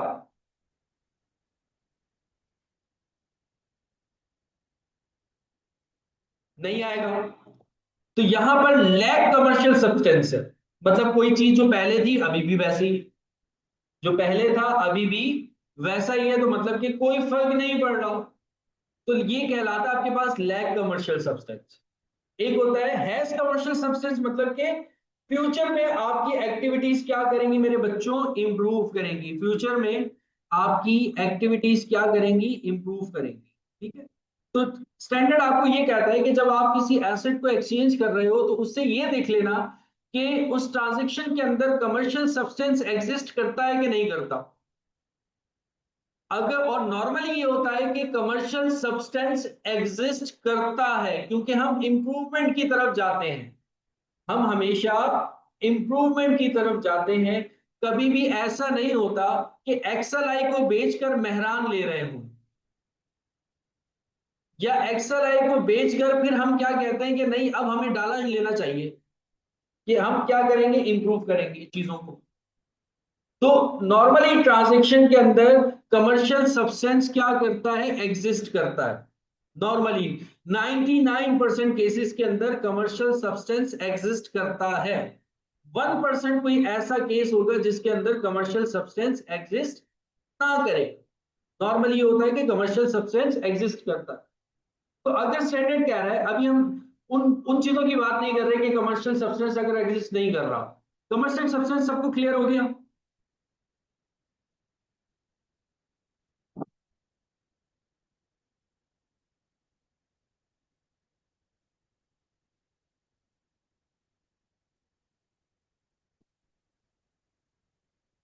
سب کو کلیئر ہو گیا کمرشل سبسٹینس؟ ہاں، پرفارمنس کے اندر آپ کے پاس ایک مٹیریل امپیکٹ آتا ہے، یعنی کہ کمرشل سبسٹینس ہے، مٹیریل امپیکٹ آئے گا، مطلب کہ آپ کی فیوچر کی ایکٹیویٹیز کیا ہو جائیں گی، امپروو ہو جائیں گی، جہاں پہ میں نے کہا کہ پروڈکشن لیول آپ کا بڑھ جائے گا، ایک پلانٹ آپ لے کر آئے، پرانا والا پلانٹ دیا، اب آپ کی پروڈکشن کیا ہو رہی ہے، بڑھ گئی ہے، آپ 15,000 یونٹس منتھلی بنا رہے تھے، اب آپ 20,000 یونٹس منتھلی بنا رہے ہو، تو ایک مٹیریل امپیکٹ آ رہا ہے اس ایسٹ کی وجہ سے۔ اس کا مطلب یہاں پر جو آپ کا کمرشل سبسٹینس ہے وہ کیا کرتا ہے، ایگزسٹ کرتا ہے، ٹھیک ہے۔ تو اب جب کمرشل سبسٹینس ایگزسٹ کرے گا تو سٹینڈرڈ یہ کہتا ہے، دیکھو پہلے تو سٹینڈرڈ کہتا ہے کہ ٹرانزیکشن کے اندر ڈھونڈو کہ کمرشل سبسٹینس ہے کہ نہیں ہے، اگر تو ٹرانزیکشن کے اندر کمرشل سبسٹینس ہے، اگر تو ٹرانزیکشن کے اندر کمرشل سبسٹینس ہے تو آپ کو سٹینڈرڈ یہ کہہ رہا ہے، آپ کو سٹینڈرڈ یہ کہہ رہا ہے آپ نے جو ایسٹ ہے اس کی فیئر ویلیو دیکھنی ہے، آپ نے اس ایسٹ کی فیئر ویلیو دیکھنی ہے۔ اچھا سر ایسا بھی ہو سکتا ہے، دیکھو کمرشل سبسٹینس ایگزسٹ کر گیا، آپ نے دیکھا کہ آپ کے پرانے والے ایسٹ کی فیئر ویلیو کیا ہے، آپ کو پتا لگ گئی، لیٹ سپوز ایسا ہوا کہ آپ کو نہیں پتا لگ رہا کہ آپ کے پرانے والے ایسٹ کی فیئر ویلیو کیا ہے، فیئر ویلیو یعنی کہ مارکیٹ کمپیٹیٹو پرائس کیا ہے اس ایسٹ، تو آپ نے یہ دیکھا کہ آپ کے نئے والے ایسٹ کی فیئر ویلیو کیا ہے. آپ یہ دیکھو گے کہ پرانے والے ایسٹ کی فیئر ویلیو کیا ہے، یا پھر یہ دیکھو گے کہ نئے والے ایسٹ کی فیئر ویلیو کیا ہے، یا پھر یہ دیکھو گے کہ دونوں ایسٹس کی، جو پرانا جا رہا ہے اور جو نیا آ رہا ہے، ان دونوں کی فیئر ویلیو کیا ہے. اگر تو وہ آپ کو مل جاتی ہے، اگر تو وہ آپ کو مل جاتی ہے، ہم بات کر رہے ہیں ون اور both fair value can be measured reliably. مطلب ایک ایسٹ آپ کے پاس سے جا رہا ہے اور ایک ایسٹ میرے بچوں آپ کے پاس آ رہا ہے، دو آپ کے پاس ہوگی نا فیئر ویلیو. ایک پلانٹ دے کر کے دوسرا پلانٹ میں کیا کر رہا ہوں، لے رہا ہوں. ایک پلانٹ دے کر کے، ایک پلانٹ دے کر کے اس کی جگہ پر دوسرا پلانٹ میں کیا کر رہا ہوں، لے رہا ہوں. تو اس کی بھی فیئر ویلیو ہے اور اس کی بھی کیا ہے، فیئر ویلیو ہے. دیکھو ابھی ہم بات کر رہے ہیں، یہ سب سے پہلے ہم نے دیکھا کمرشل سبسٹینس. کمرشل سبسٹینس دیکھا. کمرشل سبسٹینس دیکھنے کے بعد ہم آ گئے یہاں پر. ہم دیکھ رہے ہیں کہ ہمارے ایسٹ کی فیئر ویلیو ہمیں پتہ لگ رہی ہے کہ نہیں پتہ لگ رہی. اس ایسٹ کی فیئر ویلیو کیا ہے، اولڈ ایسٹ کی فیئر ویلیو کیا ہے، یا نیو ایسٹ کی فیئر ویلیو کیا ہے، یا دونوں کی فیئر ویلیو کیا ہے، یا پھر دونوں کی فیئر ویلیو کیا ہے. فیئر ویلیو کا مطلب کیا، market competitive price. Market competitive price. ہم نے یہ دیکھی کہ ہمارے ایسٹ کی، یہ سٹیپ بائی سٹیپ آپ کو چل رہا ہے، یہ آپ کو سٹیپ بائی سٹیپ چلنا ہے. کمرشل سبسٹینس دیکھا. کمرشل سبسٹینس کے بعد آ گئے آپ کی کہ آپ کی ون اور both fair value can be measured reliably, کہ وہ دونوں کی یا کسی ایک کی فیئر ویلیو آپ میئر کر سکتے ہو. اگر تو ہاں میں جواب ہے، اگر تو ہاں میں جواب ہے، اگر تو ہاں میں جواب ہے کہ سر لیٹ سپوز ہمیں ہمیں دونوں ایسٹ کی فیئر ویلیو پتہ لگ گئی، دونوں ایسٹ کی فیئر ویلیو پتہ لگ گئی. تو سٹینڈرڈ یہ کہتا ہے کہ اولڈ والی فیئر ویلیو لو، اولڈ والی فیئر ویلیو لو. سٹینڈرڈ کہتا ہے اولڈ والی فیئر ویلیو لو، اولڈ والی فیئر ویلیو لو، اور اس کے اندر آپ ایڈ کر دو جتنا آپ نے فردر کیش پے کیا ہے، یا اگر آپ کو کیش ریسیو ہوا ہے وہ کیا کر دو، مائنس کر دو. دیکھو میں دوبارہ سمجھا، ایسے نہیں سمجھ میں آیا.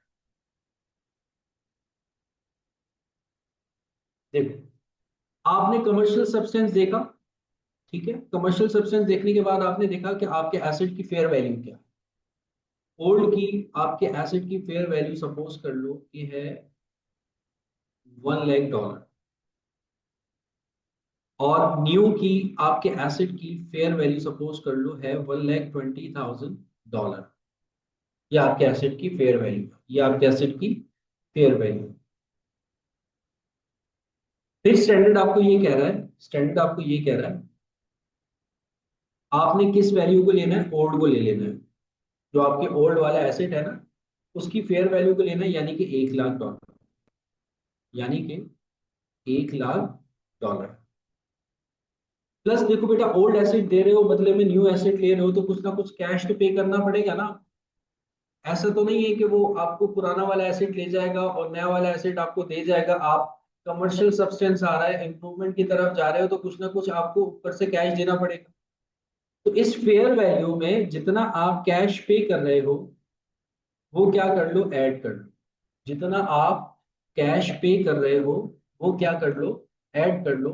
تو جو سپوز کرو میں نے $10,000 فردر اور پے کیا، تو اب میرے جو ایسٹ ہے، جو نیو ایسٹ ہے، اس کی ویلیو جو میں اپنے پاس ریکارڈ کروں گا وہ کتنے سے ریکارڈ کروں گا، $1,10,000 سے. یہ والی بات سمجھ میں آئی بیٹا؟ ریکارڈنگ کی بات ہو رہی ہے، انٹری جنرل انٹری کی بات نہیں ہو رہی، ریکارڈنگ کی بات ہو رہی ہے.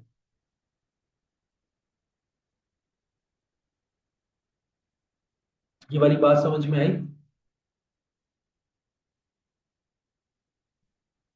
دوبارہ بتا دوں، دوبارہ بتا دوں، دوبارہ بتا دوں. ایک ایسٹ ہے मैंने देखा कि उसमें कमर्शियल सब्सटेंस एग्जिस्ट करता है, कमर्शियल सब्सटेंस एग्जिस्ट करता है। ठीक है, मैंने देखा कि ओल्ड की फेयर वैल्यू क्या है, ओल्ड की फेयर वैल्यू थी $1 लाख। मैंने कहा ओल्ड तो मेरा जा रहा है, बदले में न्यू मेरा आ रहा है। जब न्यू आएगा, जब न्यू आएगा तो मुझे ऊपर कुछ ना कुछ कैश तो पे करना पड़ेगा, कुछ ना कुछ कैश तो पे करना पड़ेगा। तो जब मुझे कैश पे करना पड़ेगा, जब मुझे कैश पे करना पड़ेगा तो उस कैश पेमेंट को मैं ऐड करके 1,10,000 अपने पास न्यू एसेट की, न्यू एसेट की कॉस्ट को रिकॉर्ड करूंगा, न्यू एसेट की कॉस्ट को रिकॉर्ड करूंगा। स्टैंडर्ड आपको ये क्या है? ये बात क्लियर हुई? ठीक है, ठीक है, ठीक है, ठीक है, ठीक है। सर अगर, अगर ओल्ड की, ओल्ड एसेट की वैल्यू हमें क्लियर नहीं है, तो बेटा होगा ये, ओल्ड एसेट की वैल्यू अगर क्लियर नहीं है तो फिर आपने क्या करना है, fair value of the asset receive is more clear evident, यानी कि सर ओल्ड एसेट की वैल्यू हमें नहीं पता, इतनी क्लियरली नहीं पता लग रही, क्लियरली हमें ओल्ड एसेट की फेयर वैल्यू नहीं पता लग रही। हम अपने ओल्ड एसेट को मार्केट के अंदर लेके जा रहे हैं, कोई कुछ प्राइस बता रहा है, कोई कुछ प्राइस बता रहा है, कोई कुछ प्राइस बता रहा है। ऐसा होता है, ऐसा होता है जब आप अपने पुराने एसेट को मार्केट में लेके जाते हो, फेयर वैल्यू जब उसकी लगवाते हो, तो आपको डिफरेंट डिफरेंट प्राइसेस जो है वो मिल रही होती है। कोई कुछ प्राइस आपको बताता है, कोई कुछ प्राइस आपको बताता है, तो कोई कुछ प्राइस आपको बताता है। तो स्टैंडर्ड कहता है कि आपने न्यू वाली की फेयर वैल्यू पे आ जाना है। तो आपने न्यू वाली जो आपका एसेट है उसकी फेयर वैल्यू पे आ जाना, मतलब प्रायोरिटी में किसको रखना है, ओल्ड को। प्रायोरिटी में किसको रखना है, ओल्ड को। अगर ओल्ड आपका, ओल्ड एसेट आपका क्लियरली उसकी फेयर वैल्यू आप आइडेंटिफाई नहीं कर पा रहे हो, उसकी ओल्ड एसेट की जो फेयर वैल्यू है वो क्लियरली मेजरेबल नहीं है, तो फिर आप किस पर आ जाओ, न्यू पर आ जाओ। पहली प्रायोरिटी किसको मिलेगी, पुराने वाले को मिलेगी। पहली प्रायोरिटी किसको मिलेगी, पुराने वाले को मिलेगी। दूसरी प्रायोरिटी किसको मिलेगी, न्यू वाले को मिलेगी। तो न्यू वाले में स्टैंडर्ड ने आपको कहा कि न्यू एसेट की क्या करोगे, फेयर वैल्यू लोगे। जो न्यू एसेट की फेयर वैल्यू है, न्यू एसेट की जो फेयर वैल्यू है उसको आप क्या करोगे, अपनी कॉस्ट ले लो। यानी कि न्यू एसेट की फेयर वैल्यू कितनी थी, 1,20,000, तो मैंने न्यू एसेट की फेयर वैल्यू को क्या ले लिया, कॉस्ट ले लिया। ये बात क्लियर हुई? दोबारा से रिकॉल करूंगा, ये वाली बातें ना बेटा मेमोराइज करनी है आपको। ठीक है, ये वाली बातें आपको मेमोराइज करनी है। छोटी छोटी बातें एमसीक्यूज में आ जाती हैं कि जैसे आपके पास एक एसेट आप एक्सचेंज करने जा रहे हो, सबसे पहला काम आपने क्या देखा, कमर्शियल सब्सटेंस उसके अंदर एग्जिस्ट करता है कि नहीं करता। सर 99% केसेस के अंदर कमर्शियल सब्सटेंस एग्जिस्ट करता है, 99% केसेस के अंदर कमर्शियल सब्सटेंस एग्जिस्ट करता है। 1% ऐसे केसेस होते हैं जिसमें कमर्शियल सब्सटेंस एग्जिस्ट नहीं करता। अच्छा, सर कमर्शियल सब्सटेंस एग्जिस्ट कर रहा है तो फिर हमने ये देखना है कि फेयर वैल्यू ओल्ड की है कि नहीं है। अगर ओल्ड की फेयर वैल्यू है और जितना आप कैश पे कर रहे हो उसको आप ऐड कर लेना, तो वही आपके न्यू एसेट की क्या होगी, कॉस्ट होगी। जितना आप कैश पे कर रहे हो और जो आपके ओल्ड एसेट की फेयर वैल्यू है उसको आपने ऐड कर लेना है, आपके न्यू एसेट की कॉस्ट आ जाएगी। सर अगर हमें हमारे ओल्ड एसेट की फेयर वैल्यू नहीं मिल रही, हमें क्वेश्चन में नहीं बताया हुआ ओल्ड एसेट की फेयर वैल्यू क्या है, तो मेरे बच्चों जो न्यू एसेट की फेयर वैल्यू है, जो न्यू एसेट की फेयर वैल्यू है, जो न्यू एसेट की फेयर वैल्यू है, वही आपके एसेट की क्या हो जाएगी, कॉस्ट हो जाएगी। वही आपके एसेट की क्या हो जाएगी, कॉस्ट हो जाएगी।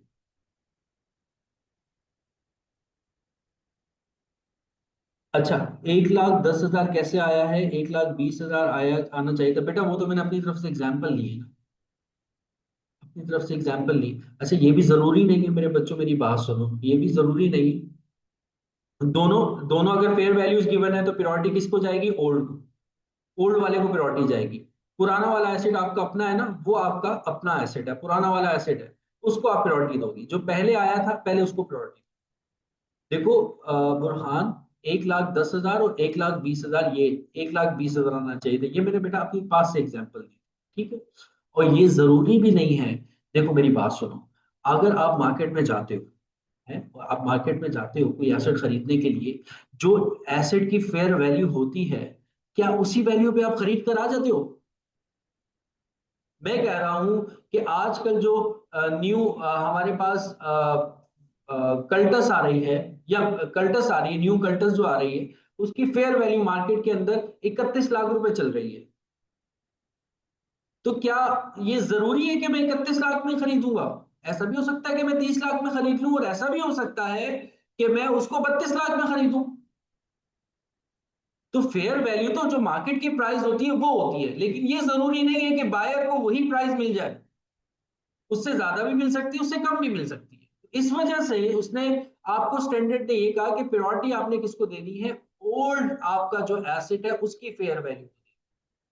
ओल्ड जो आपका एसेट है फेयर वैल्यू वो, और जितना आपको ऊपर से कैश पे करना पड़ रहा है वो, उनको आपने क्या कर लेना है? ऐड कर लेना है।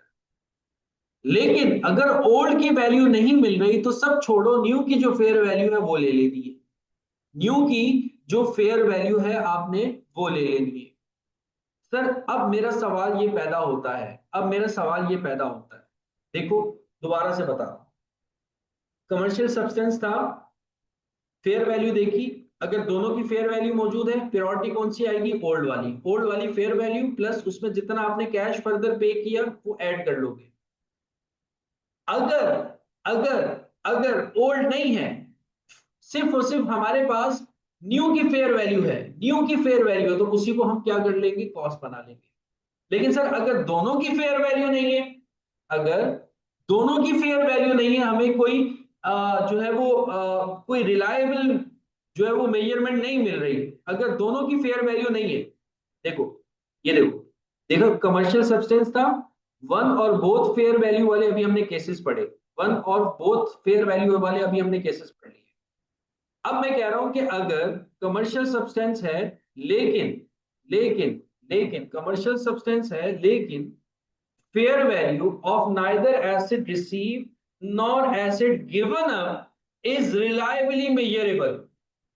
यानी कि जो एसिड आपको मिल रहा है या जो एसिड आप दे रहे हो, दोनों की फेयर वैल्यू रिलायबली मेजरेबल नहीं है। दोनों की फेयर वैल्यू रिलायबली मेजरेबल नहीं है। तो सर अब ऐसी सिचुएशन में क्या करेंगे हम? अब ऐसी सिचुएशन में क्या करेंगे? तो स्टैंडर्ड ने आपको मेरे बच्चों बताया कि अगर अगर अगर दोनों की फेयर वैल्यू नहीं मिल रही तो पुराने एसेट की कैरिंग वैल्यू तो होगी। सर ये कैरिंग वैल्यू क्या होता है हमें नहीं पता, ये कैरिंग वैल्यू क्या होता है हमें नहीं पता। कैरिंग वैल्यू सुन लो, कैरिंग वैल्यू सुन लो, कैरिंग वैल्यू या बुक वैल्यू या रिटर्न डाउन वैल्यू क्या होता है? कैरिंग वैल्यू या बुक वैल्यू या रिटर्न डाउन वैल्यू क्या होता है? एक एसेट मैंने खरीदा $1 लाख का, 3 साल मैंने उसको यूज किया, 3 साल यूज करने पर उसका डेप्रिसिएशन आ गया 30,000। अब उसकी जो वैल्यू आएगी डेप्रिसिएशन माइनस करने के बाद वो है 70,000। That is called carrying value, that is called book value. बीवी यानी कि बुक वैल्यू, ठीक है?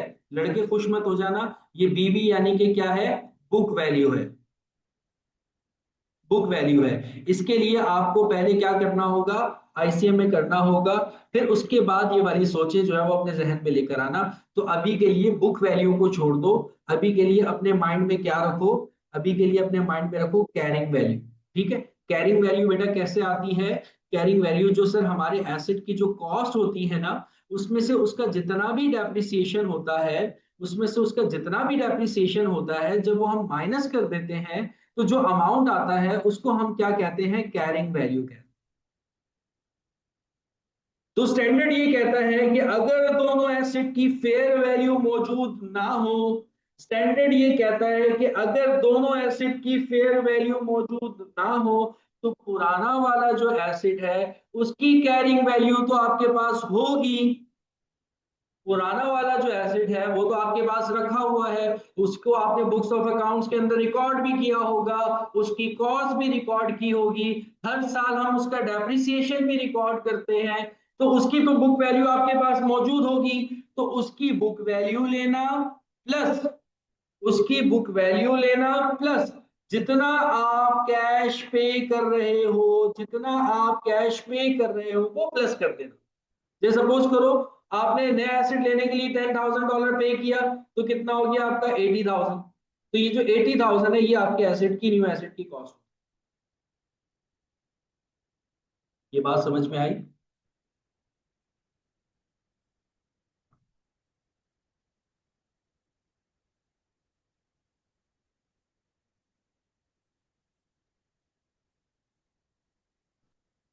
ठीक है, तो कॉस्ट माइनस एक्यूमुलेटेड डेप्रिसिएशन तो कैरिंग वैल्यू आएगी, लेकिन एक बात याद रखिएगा कि प्लस आप जितना कैश पे कर रहे हो वो ऐड करना है। प्लस जो आप कैश पे कर रहे हो वो ऐड करना है। तो ये तीन केसेस हो गए। ये तीन केसेस हो गए। ये तीन केसेस हो गए। एक दफा दोबारा से इनको हम क्या कर लेते, रिव्यू कर लेते। एक दफा दोबारा से हम क्या कर लेते, रिव्यू कर लेते, और अच्छे से हमें समझ में आ जाएगा, पक्का पक्का याद हो जाएगा, हमेशा याद रहेगा फिर इंशाल्लाह, पेपर तक याद रहेगा इंशाल्लाह। सर सबसे पहले हम एसिड को एक्सचेंज करने जा रहे हैं, तो क्या देखें? सर सबसे पहले हम एसिड को एक्सचेंज करने जा रहे हैं, तो हम क्या देखें? एसिड को एक्सचेंज करने जा रहे हैं तो क्या देखें?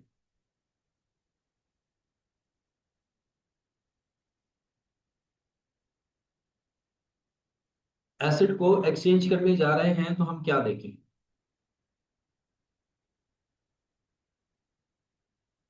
कमर्शियल सब्सटेंस है कि नहीं। ठीक है, कमर्शियल सब्सटेंस है कि नहीं, बिल्कुल पहली बात। अगर कमर्शियल सब्सटेंस है, अभी ना होने की बात नहीं हो रही, ना होने की बात भी अभी मैं करूंगा आगे चल। अगर तो कमर्शियल सब्सटेंस है, तो सर हमने देखना है कि ओल्ड की फेयर वैल्यू है कि नहीं है। अगर ओल्ड की फेयर वैल्यू है, तो जितना हम कैश पे कर रहे हैं और जो ओल्ड की फेयर वैल्यू, उन दोनों को ऐड करके लिख लेना। फर्स्ट प्रियोरिटी, ओल्ड की फेयर वैल्यू प्लस जितना हमने कैश पे किया, उन दोनों को ऐड करके लिख लेना है। फर्स्ट प्रियोरिटी हमारी ये है। सेकंड प्रियोरिटी क्या है कि सर अगर ओल्ड की फेयर वैल्यू ना हो, तो फिर जो न्यू की फेयर वैल्यू है उसमें कुछ ऐड वैड नहीं करना, उसमें कुछ ऐड वैड नहीं करना। तो जो न्यू की फेयर वैल्यू है वही हमारी न्यू एसेट की क्या बन जाएगी, कॉस्ट बन जाएगी। ये दो केसेस, ओल्ड की फेयर वैल्यू प्लस क्या करना है, कैश जितना आपने पे किया है, ये हमारी प्रायोरिटी है, ये हमने कर लिया। अगर ओल्ड की फेयर वैल्यू नहीं है, तो जो न्यू की फेयर वैल्यू है उसमें कुछ ऐड नहीं करना, जो न्यू की फेयर वैल्यू है बस वही लेके चले जाना, जो न्यू की फेयर वैल्यू है बस वही लेके चले जाना। अच्छा सर, ना ओल्ड की फेयर वैल्यू मिल रही है, ना न्यू की फेयर वैल्यू मिल रही है, एक ऐसी चीज हमारे पास आ गई जिसमें मार्केट की फेयर वैल्यू ही नहीं, हमें जो है वो रिलायबली मेजरेबल ही नहीं। तो फिर क्या करो, तो जो ओल्ड की कैरिंग वैल्यू है, जो ओल्ड की कैरिंग वैल्यू है, उसके अंदर जितना आप कैश पे कर रहे हो वो ऐड कर लो। उसके अंदर जितना आप कैश पे कर रहे हो वो क्या कर लो, ऐड कर लो। बिल्कुल बिल्कुल, मेरे ख्याल में अब सबको बात क्लियर हो चुकी है। अब सबको बात क्लियर हो चुकी है। अच्छा, अब एक और चीज सर, पहली जो पॉइंट था कमर्शियल सब्सटेंस हो तो ये सारा काम होगा।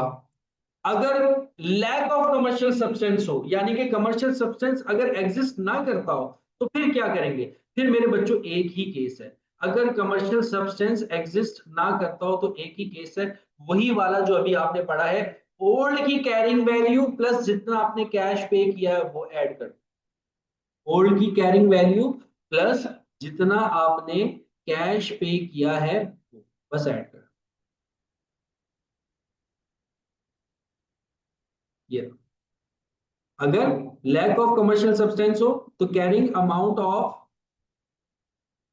Asset given up, given up यानी कि जो ओल्ड एसेट है, plus cash paid. Cash receive normally नहीं होता, नॉर्मली हम कैश पे ही कर रहे होते हैं, अगर रिसीव हो रहा हो तो माइनस करते हैं, लेकिन हम कैश क्योंकि ऊपर एसेट की तरफ जा रहे होते हैं। हाँ, अगर कमर्शियल सब्सटेंस नहीं है ना, तो ऐसा भी पॉसिबल है कि हमें कैश रिसीव हो रहा हो, हम नीचे की तरफ जा रहे हैं, तो जितना कैश रिसीव हो रहा है तो वो माइनस कर दो, अगर जो कैश पे कर रहे हो वो क्या कर लो, ऐड। ये चार केसेस होते हैं एक्सचेंज के अंदर, ये चार केसेस होते हैं हमारे पास एक्सचेंज के अंदर। यहां तक बात क्लियर है सबको?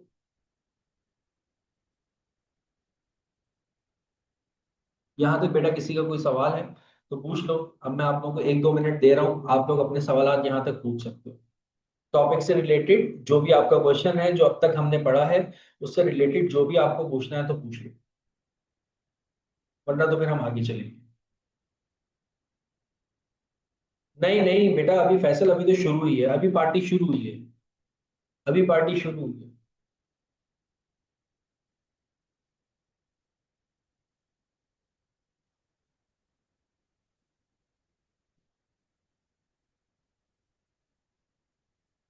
अच्छा जी, ये सर हमें सारी बातें क्लियर हो गई हैं, ठीक है। अब एक एक एग्जांपल लिया, ये भी मैंने कैफ से एग्जांपल लिया है, ठीक है। इसको एक नजर देख लोगे तो आपको समझ में आ जाएगा कि देखो 4 केसेस हैं हमारे पास। केस 1 में आपको बता रहे हैं कि कैश आप रिसीव कर रहे हो 1.1 का, और एसेट जो गिवन अब यानी कि जो जा रहा है उसका ओरिजिनल कॉस्ट 10.3 है, उसकी बुक वैल्यू 6.4 है, उसकी एस्टिमेटेड फेयर वैल्यू 8.5 है, उसकी एस्टिमेटेड फेयर वैल्यू जो न्यू एसेट आ रहा है, एसेट रिसीव हो रहा है, उसकी जो फेयर वैल्यू है वो कितनी 7.1 है। इसी तरह बाकी जो आपको केसेस बता रहे हैं उसके अंदर कैश जो आप पे कर रहे हो वो 2.1 पे कर रहे हो दूसरे केस के अंदर। अच्छा, फिर नीचे आपको कह रहे हैं एडिशनल इंफॉर्मेशन में, in case of transaction 1, transaction number 1 की बात कर रहे हैं कि fair value of both assets are reliably measurable. Transaction number 1 की बात कर रहे हैं कि अगर ट्रांजेक्शन नंबर 1 को हम देखते हैं, ट्रांजेक्शन नंबर 1 को अगर हम देखते हैं, अगर दोनों एसेट्स की फेयर वैल्यू, अच्छा यहाँ पर आपने एक चीज ये लेकर चलनी है कि यहाँ पर क्या है कि transactions having a commercial substance, ठीक है। लैक ऑफ कमर्शियल सब्सटेंस नहीं है, सब में क्या है, कमर्शियल सब्सटेंस एग्जिस्ट करता है। अब यहाँ पे मैं कह रहा हूँ कि दोनों की फेयर वैल्यू आप मेजर कर सकते हो रिलायबली।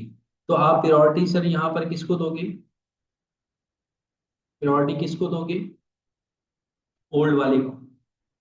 ओल्ड वाले को आप प्रायोरिटी दोगे, ठीक है। ओल्ड वाले को प्रायोरिटी दोगे तो ओल्ड वाले की फेयर वैल्यू क्या है, ओल्ड वाले की फेयर वैल्यू क्या है सर, ओल्ड वाले की जो फेयर वैल्यू है वो है 8.5। ओल्ड वाले की फेयर वैल्यू है 8.5। 8.5 के अंदर 8.5 के अंदर जितना हमें कैश हमने जो पे किया है, 1.1 पे किया है, वो हम क्या कर लेंगे, ऐड कर लेंगे। तो देखो ट्रांजेक्शन नंबर 1 क्या है, सॉरी कैश रिसीव हो रहा है, प्लस में है ना, तो कैश रिसीव हो रहा है, रिसीव हो रहा है तो माइनस करते हैं, कैश पे कर रहे हो तो वो ऐड कर। ओल्ड वाले की फेयर वैल्यू कितनी थी 8.5, और जितना कैश हमें रिसीव हुआ है वो हमने माइनस कर दिया 1.1, तो 7.4 मिलियन जो है वो हमारे न्यू एसेट की क्या हो गई, कॉस्ट। ट्रांजेक्शन नंबर 1 समझ में आ गई।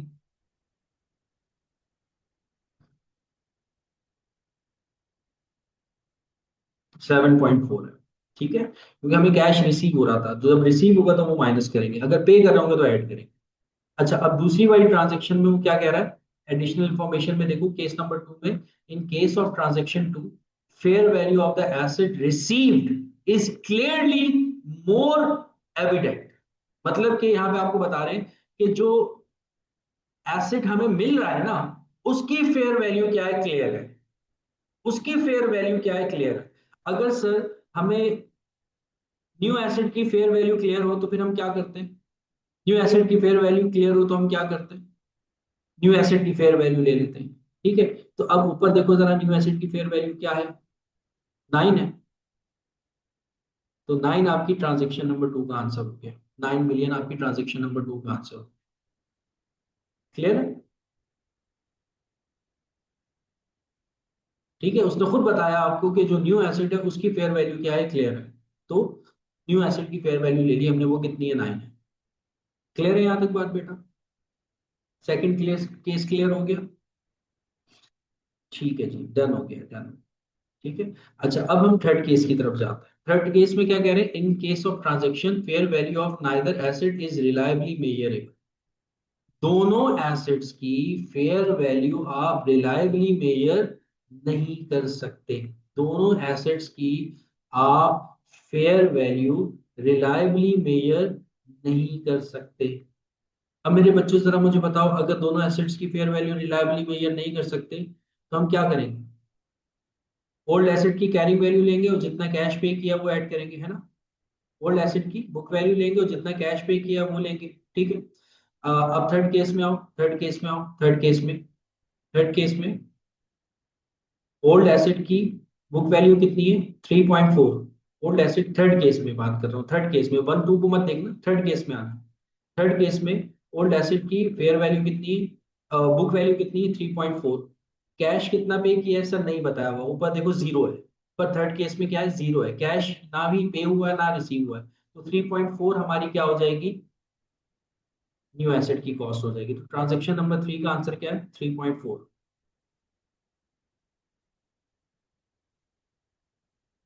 क्लियर। ठीक है। अच्छा अब लास्ट वाला देख लो, लास्ट वाला देख लो। कह रहे हैं कि लास्ट वाले में कह रहे हैं कि in case of transaction number 4 entity future cash flows are not expected to change as a result of this exchange. ये क्या बात कर दी इन्होंने, ट्रांजैक्शन नंबर 4 में क्या बात कर दी, ट्रांजैक्शन नंबर 4 में मेरे बच्चों क्या बात कर दी, entity future cash flows are not expected to change. मतलब क्या बात कर दी इन्होंने, नो कमर्शियल सब्सटेंस, है ना। Non commercial, lack of commercial substance, cash flows वही रहेंगे जो पहले थे। ठीक है, बेनिफिट तो होगा, बेनिफिट तो होगा, लेकिन उतना ही होगा जो अभी हो रहा है। कैश फ्लोज हमारे चेंज नहीं होंगे। ठीक है, अब जब सर कैश फ्लोज चेंज नहीं होंगे, लैक ऑफ कमर्शियल सब्सटेंस हो, तो फिर हम क्या करेंगे, फिर हम क्या करेंगे सर, जो हमारे ओल्ड एसेट की बुक वैल्यू है, जो हमारे ओल्ड एसेट की बुक वैल्यू है, और प्लस जो अगर हमने कैश पे किया है वो ले लेंगे। अब केस नंबर 4 में देखो, केस नंबर 4 में देखो, केस नंबर 4 में ओल्ड एसेट की बुक वैल्यू कितनी है, 3.4, कैश तो कुछ नहीं पे किया ना। हाँ, तो 3.4 ही आ जाएगी, 3.4। तो ये बेटा इन चारों ट्रांजेक्शन्स के आंसर थे।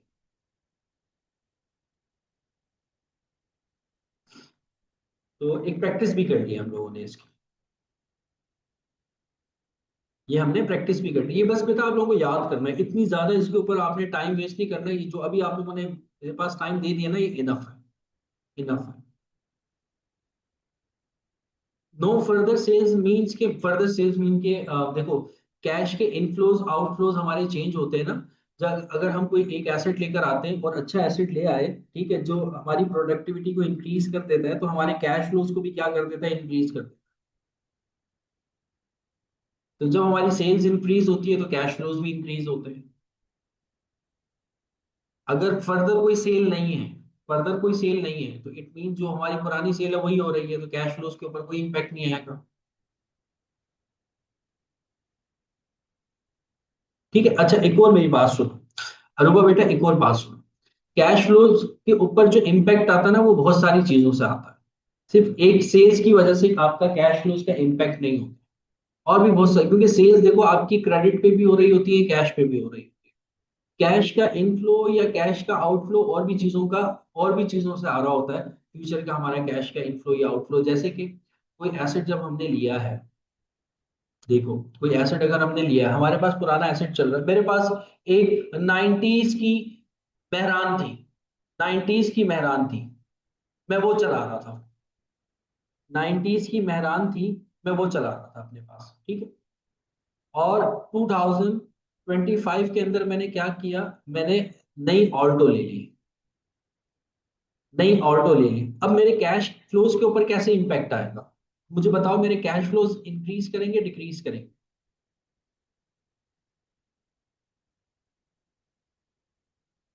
90s की मेरे पास मेहरान थी, वो मैं वो चला रहा था। अब 2025 के अंदर दिसंबर में सर ने क्या किया, सर ने एक नई ऑल्टो ले ली 0 मीटर। तो अब इसकी वजह से मेरे कैश फ्लोज, फ्यूचर के कैश फ्लोज के ऊपर इंपैक्ट आएगा। कोई आंसर देगा मुझे, क्या आएगा इम्पैक्ट, कैसे आएगा इम्पैक्ट। फ्यूचर की बात कर रहा हूं, पुरानी बेच दी, पुरानी देकर थोड़े से ऊपर पैसे दिए और नई मैंने क्या ले ली, ऑल्टो ले ली, क्या इम्पैक्ट आएगा फ्यूचर के कैश फ्लोज, कैसे कैसे इम्पैक्ट आएगा। फ्यूल एवरेज, मैं फ्यूचर की बात कर रहा हूँ, मैं फ्यूचर की बात कर रहा हूँ, फ्यूचर के कैश फ्लोज में कैसे इंपैक्ट आएगा। फ्यूल एवरेज, ठीक है, पुरानी जो मेहरान ले रहा था उसका एवरेज बहुत गंदा था। अब जो मैंने नई ऑल्टो ली है, माचिस की डिब्बी की तरह की, ठीक है, और इसका क्या होगा कि सर इसकी जो फ्यूल एवरेज है बहुत अच्छी है। तो जो अब मेरे फ्यूचर के जो कैश फ्लोज होंगे, डेप्रिसिएशन तो होगा। डेप्रिसिएशन देखो, डेप्रिसिएशन तो नॉन कैश आइटम है, मैं कैश फ्लोज की बात कर रहा हूँ। तो डेप्रिसिएशन तो नॉन नॉन कैश आइटम है। मैं बात कर रहा हूँ मेंटेनेंस, यही पूछना चाह रहा था मैं। गुलाम हुसैन, गुड हो गया, वेल डन हो गया, वेल डन हो गया Ali, well done. Less maintenance, maintenance नहीं होगी सर। मेहरान जो है, जब भी मैं घर से निकलता था ऑफिस के लिए, तो पहले मैं मैकेनिक को बुला कर लेकर आता था, उसको मैं बोलता था यार इसको स्टार्ट कर दो। वो उसको स्टार्ट करता था, मैं उसको 1,500 रुपये देता था, और फिर मैं ऑफिस जाता। भाई जाते हुए भी फिर मैं पेट्रोल भी डलवाता था उसके अंदर, ठीक है। और वो अच्छा खासा पेट्रोल जो है, वो पुरानी गाड़ी थी, ज्यादा ले रही थी। अब जब से मैंने ऑल्टो ली है, तो अब एक तो खर्चा जो मेरा था मैकेनिक को बुलाने वाला, और ये जो मैं बात बता रहा हूँ वाकई ऐसा है, इंसिडेंट हुआ है मेरे साथ। एक मेरे पास जो थी ना, वो एक पुरानी गाड़ी थी, किसी जमाने, खैबर, खैबर। अक्सर औकात ऐसा होता था कि जब मैं बाहर निकलता था ना, तो पहले मैं खैबर को चलाने से पहले मैकेनिक के पास जाता था, उसको लेकर आता था, वो कहता था यार इसको स्टार्ट कर दे यार। वो उसको स्टार्ट करता था, उसको मैं कुछ पैसे देता था, फिर मैं अपने ऑफिस जाता था, ठीक है। तो क्या हुआ कि जब मैंने पुरानी गाड़ी ली और देकर नई गाड़ी ले ली है ना, तो अब क्या हुआ कि सर जो रिपेयर मेंटेनेंस का जो कॉस्ट थी ना, उससे भी मेरी बचत हो गई, फ्यूल की भी बचत हो गई है, तो मेरे कैश फ्लोज क्या हो रहे हैं, इंक्रीज हो रहे हैं। कैश फ्लोज मेरे क्या हो रहे हैं, इंक्रीज हो रहे हैं। तो इससे इंपैक्ट आता है कैश फ्लोज पर। समझ में आ रही है बात सबको। जरूरी नहीं है कि सेल ही एक चीज है जो कि आपके कैश फ्लोज के ऊपर इंपैक्ट डालती है, और भी बहुत सारी चीजें होती है जो कि आपके कैश के इनफ्लोज और आउटफ्लोज के ऊपर इंपैक्ट।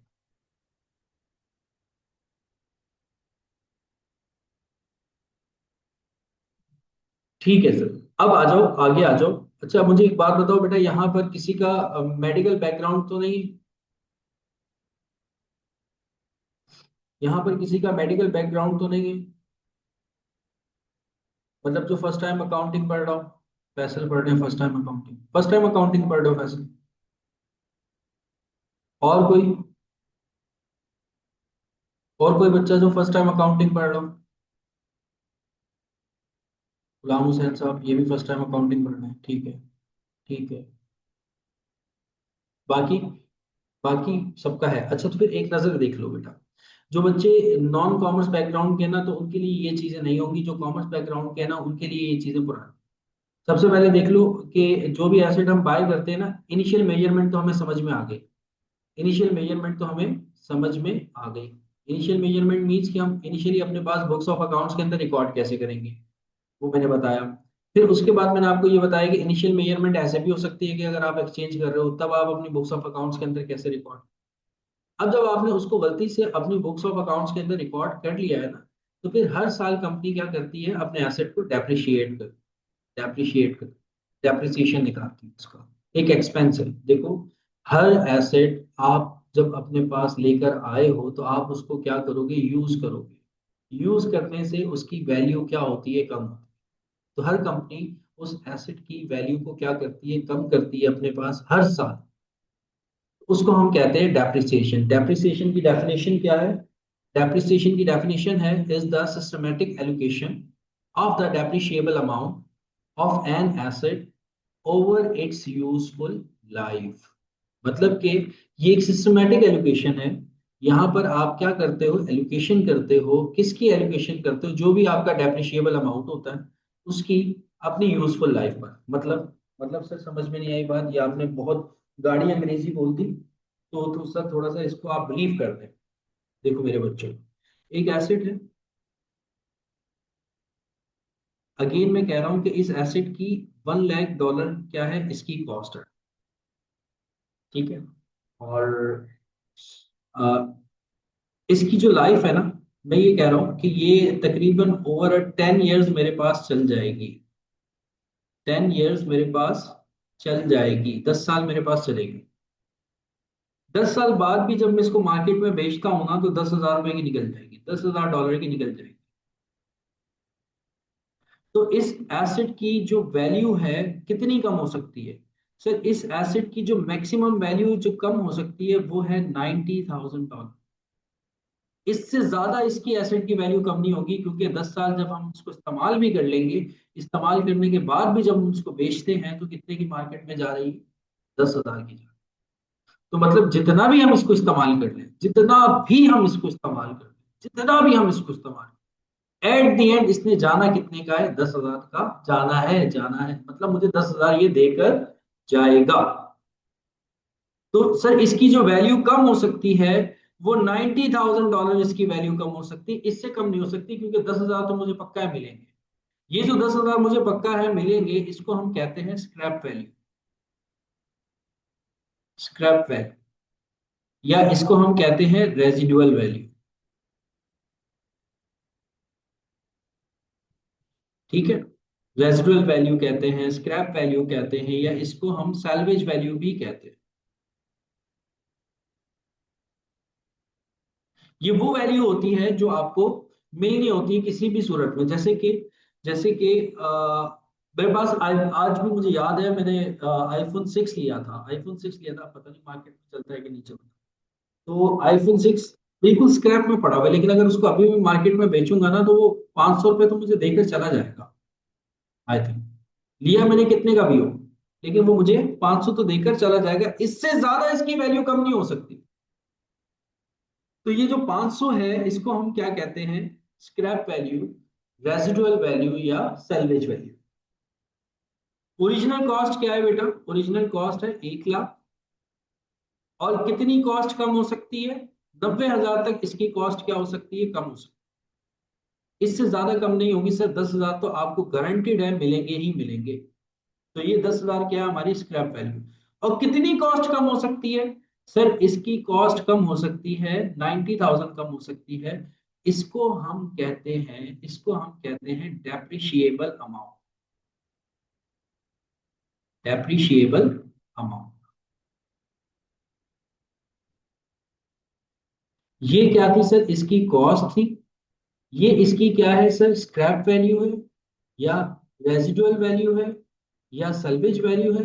और इस एसेट की वैल्यू इन 10 सालों में कितनी कम होगी सर? 90,000 कम होगी, इससे ज्यादा कम नहीं होगी।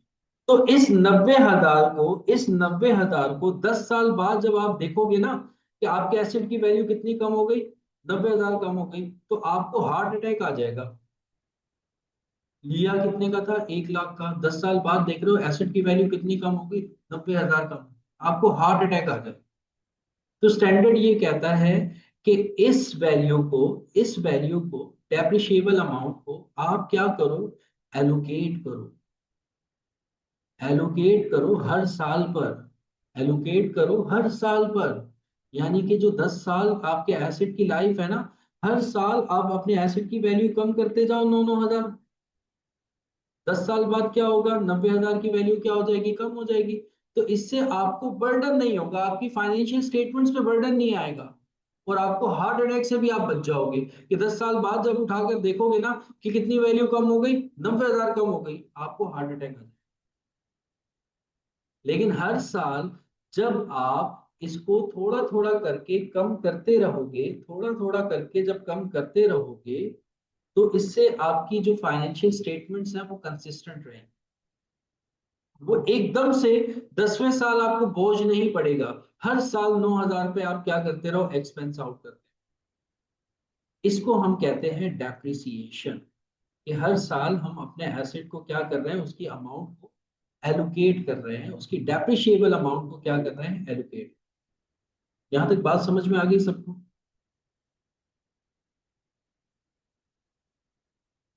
यहां तक बात समझ में आ गई कि डेप्रिसिएशन किसे कहा जाता है? सर डेप्रिसिएशन कहा जाता है, अब देखो, अब डेफिनेशन पढ़ोगे ना तो आसान लगे। सर डेप्रिसिएशन कहा जाता है एक सिस्टमैटिक एलोकेशन है। सिस्टमैटिक एलोकेशन ये है कि मींस के सिस्टम वाइज आपको अकाउंटिंग ने, स्टैंडर्ड्स ने एक सिस्टम बना दिए कि जिसकी हेल्प से आपने क्या करना, उनको एलोकेट करना। सिस्टमैटिक एलोकेशन है of the depreciable amount. Depreciable amount क्या होती है? ये होती है sir 90,000 of an asset over it's useful life. देखो मैंने लाइफ पर 9,000 रुपए मैंने क्या कर दिए, डिवाइड कर दिए कि हर साल में 9,000 से अपने एसेट को क्या करूंगा, तो इसको हम क्या कहते हैं, डेप्रिसिएशन। अब सर ये सिस्टमेटिक एलोकेशन क्या है? सिस्टमेटिक एलोकेशन आपको स्टैंडर्ड ने कुछ मेथड्स बताए हैं, जिन मेथड्स की हेल्प से आप क्या करते हो, डेप्रिसिएशन कैलकुलेट करते हो। पहला मेथड है आपके पास straight line method. Straight line method, ये स्ट्रेट लाइन मेथड का आपके पास फॉर्मूला आ रहा है, ठीक है, इसको आप मेमोराइज कर लेना। स्ट्रेट लाइन मेथड फॉर्मूला क्या है, कॉस्ट माइनस रेजिडुअल वैल्यू यानी कि salvage value divided by useful life, depreciation आ जाता है। या फिर कॉस्ट मल्टीप्लाई बाय रेट। और रेट किस तरह से कैलकुलेट होता है, रेट का फॉर्मूला है depreciable amount divided by cost multiply bye useful life. अच्छा, रेट निकालने की जरूरत नहीं होती, नॉर्मली क्वेश्चन में आपको दे दिया। तो ये आपका स्ट्रेट लाइन मेथड का डेप्रिसिएशन का फॉर्मूला होता है कि इसकी हेल्प से आप क्या करते हो, डेप्रिसिएशन को कैलकुलेट करते हो, रेट निकाल लेते हो। रेट नॉर्मली क्वेश्चन में आपको दे दिया जाता है, उसको कॉस्ट पे आप अप्लाई करते हो, तो आपका हर साल का क्या आ जाता है, डेप्रिसिएशन आ जाता है। ये पहला मेथड है हमारे पास, स्ट्रेट लाइन डेप्रिसिएशन। इस तरह से क्या होता है, कैलकुलेट। दो फॉर्मूलाज है हमारे पास। पहला फॉर्मूला ये है कि कॉस्ट माइनस सैल्वेज वैल्यू करो। Cost minus salvage value means क्या है, cost minus salvage value means क्या है sir, depreciable amount. Depreciable amount कि जिस हद तक हमारा एसेट कम हो सकता है, जो हमारे पास 80,000 90,000 वहां पर आई थी, और उसको जो भी उसकी यूजफुल लाइफ है, जैसे कि हमने 10 साल ली थी, डिवाइड कर दो, हर साल का क्या आ जाएगा, डेप्रिसिएशन आ जाएगा। जैसे अभी मैंने आपको बताया था, यहाँ पर आपके एसेट की सपोज कर लो कि कॉस्ट कितनी है, $1 लाख है। सपोज कर लो कि रेजिडुअल वैल्यू कितनी है, 10,000 है, डिवाइड कर दो लाइफ कितनी है, 10 है। तो सर हर साल का जो डेप्रिसिएशन आएगा वो कितना आएगा, 9,000 आएगा। ठीक है। या फिर इसको ऐसे भी कर सकते हो कि जो आपका डेप्रिशिएबल अमाउंट है, cost minus residual value means के 90,000, cost minus residual value means कि आपका क्या है, जो आपका डेप्रिशिएबल अमाउंट है उसको आप डिवाइड करो cost multiply bye useful life. Cost आपकी कितनी है, 1 लाख। यूजफुल लाइफ कितनी है आपकी, 10 साल। बताओ क्या रेट आ रहा है, जरा मुझे बताना रेट क्या आ रहा है।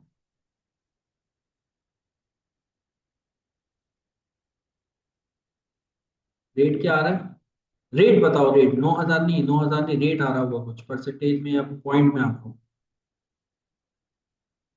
10 पॉइंट समथिंग आ रहा होगा कुछ इसी तरह का। कितना आ रहा है,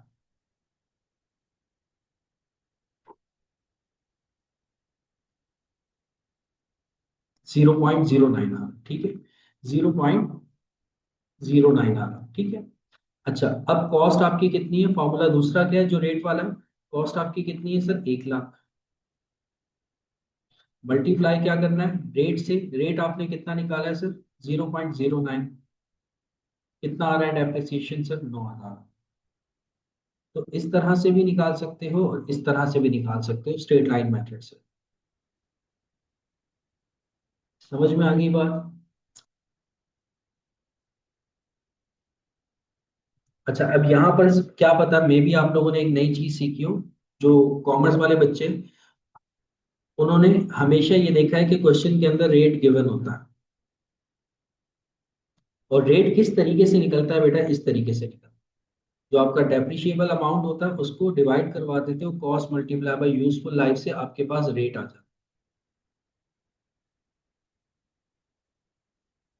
और उसी रेट को आप फिर कॉस्ट से क्या करवा देते हो, मल्टी।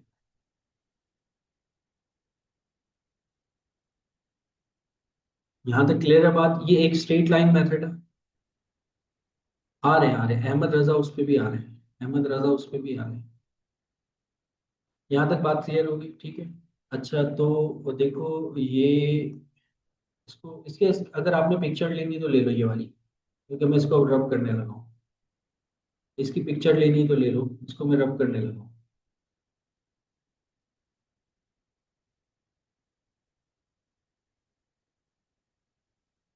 ठीक है।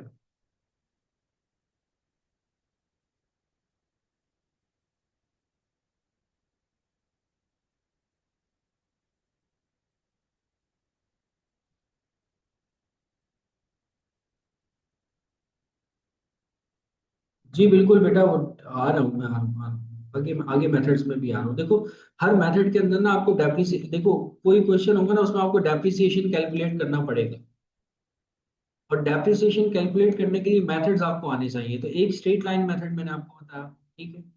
और उसका ना एक क्वेश्चन भी है, ये मैंने ना एक सोल्यूशन क्वेश्चन का निकाल के रखा हुआ है, बिल्कुल जैसे मैंने अभी कैलकुलेट किया ना वैसे ही कैलकुलेट किया हुआ है, ठीक है। तो ये एक नजर आप लोग देख लीजिएगा, क्वेश्चन भी है ऊपर। एक एसिड है और उसकी कॉस्ट जो है वो 1 लाख है, और 5 साल उसकी लाइफ है, रेजिडुअल वैल्यू उसकी 10,000 है। स्ट्रेट लाइन मेथड से डेप्रिसिएशन कैलकुलेट की, एक नजर देख लेना, आपको क्लियर हो जाएगी बात। फिर आ जाओ रिड्यूसिंग बैलेंस मेथड। फिर आ जाओ reducing balance method. Reducing balance method क्या है? देखो बेटा, एसेट के नेचर पे डिपेंड करता है आप कौन सा मेथड यूज करते हो। सारे बच्चे कह रहे होंगे सर अलग अलग मेथड क्यों है, अलग अलग मेथड क्यों है ना? एक सवाल आपके माइंड में आ रहा होगा कि सर हम स्ट्रेट लाइन कहीं पे यूज कर रहे हैं, कहीं पे हम डिमिनिशिंग बैलेंस मेथड यूज कर रहे हैं, कहीं पे सर वर्किंग आवर या यूनिट प्रोडक्शन मेथड यूज करते हैं, ऐसा क्यों है? क्या रीजन है, क्यों यूज कर रहे होते हैं?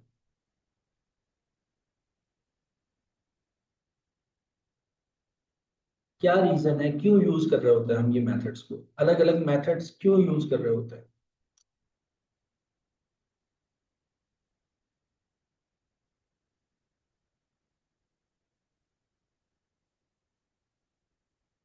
सर डिपेंड करता है एसिड के यूजेज पे, एसिड की नेचर पे। डिपेंड करता है एसिड के यूजेज पे, एसिड की नेचर पे। अब जैसे कि देखो, स्ट्रेट लाइन मेथड वहां पर अप्लाई होता है, स्ट्रेट लाइन मेथड वहां पर अप्लाई होता है जहां पर नॉर्मली आपके एसिड का यूज क्या रहता है, फिक्स रहता है। आपके एसिड का यूज क्या रहता है, फिक्स रहता है। अब जैसे कि जिस रूम में मैं क्लास ले रहा हूँ, इस रूम का एसी जो है वो शाम को 6 बजे चलता है और रात को 11 बजे तक चलता है। शाम 6 बजे से लेकर रात 11 बजे तक चलता है। तो जो ये एसी है ना, इसके ऊपर मैं easily straight line method apply कर सकता हूँ, क्योंकि इसका यूजेज क्या है, फिक्स है, पूरे साल कांस्टेंट रहेगा। पूरे साल क्या रहेगा, कांस्टेंट रहेगा, ठीक है। लेकिन कुछ ऐसे एसिड्स होते हैं सर जिनका यूजेज कांस्टेंट नहीं था। जैसे जैसे सर एग्जांपल ले लें, एक एग्जांपल ले लें। जिस रूम में मैं क्लास ले रहा हूँ, इसका एसी 5 to 11 चल रहा था। मैंने स्ट्रेट लाइन मेथड अप्लाई किया। मेरी अपने दोस्त के साथ बात हुई, उसको क्लासेस लेने में बड़ी डिफिकल्टीज हो रही थी। उसने कहा कि यार मैं एक काम करता हूँ कि सुबह के टाइम तुम्हारा रूम जो है ना वो खाली होता है, ठीक है, तुम तो जॉब पर होते हो, तो मैं सुबह के टाइम मेरी क्लासेस होती है, तो मैं एक काम ही करता हूँ कि मैं सुबह तुम्हारे रूम में आके जो है ना वो क्लासेस ले लूंगा। तो लेकिन ये सिर्फ 1 साल तक लूंगा, 1 साल बाद मेरा अपना बंदोबस्त हो जाएगा, और 1 साल बाद मैं कहीं और चला जाऊंगा, फिर मैं वहां पे अपनी क्लासेस।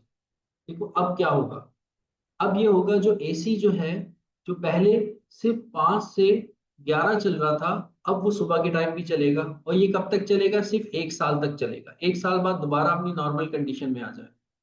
तो इसका मतलब ये हुआ कि सर पहले साल जो एसिड इस्तेमाल हो रहा है, जो आपका एसी यूज हो रहा है, पहले साल ज्यादा यूज हो रहा है, तो डेप्रिशिएट भी क्या होना चाहिए, ज्यादा होना चाहिए।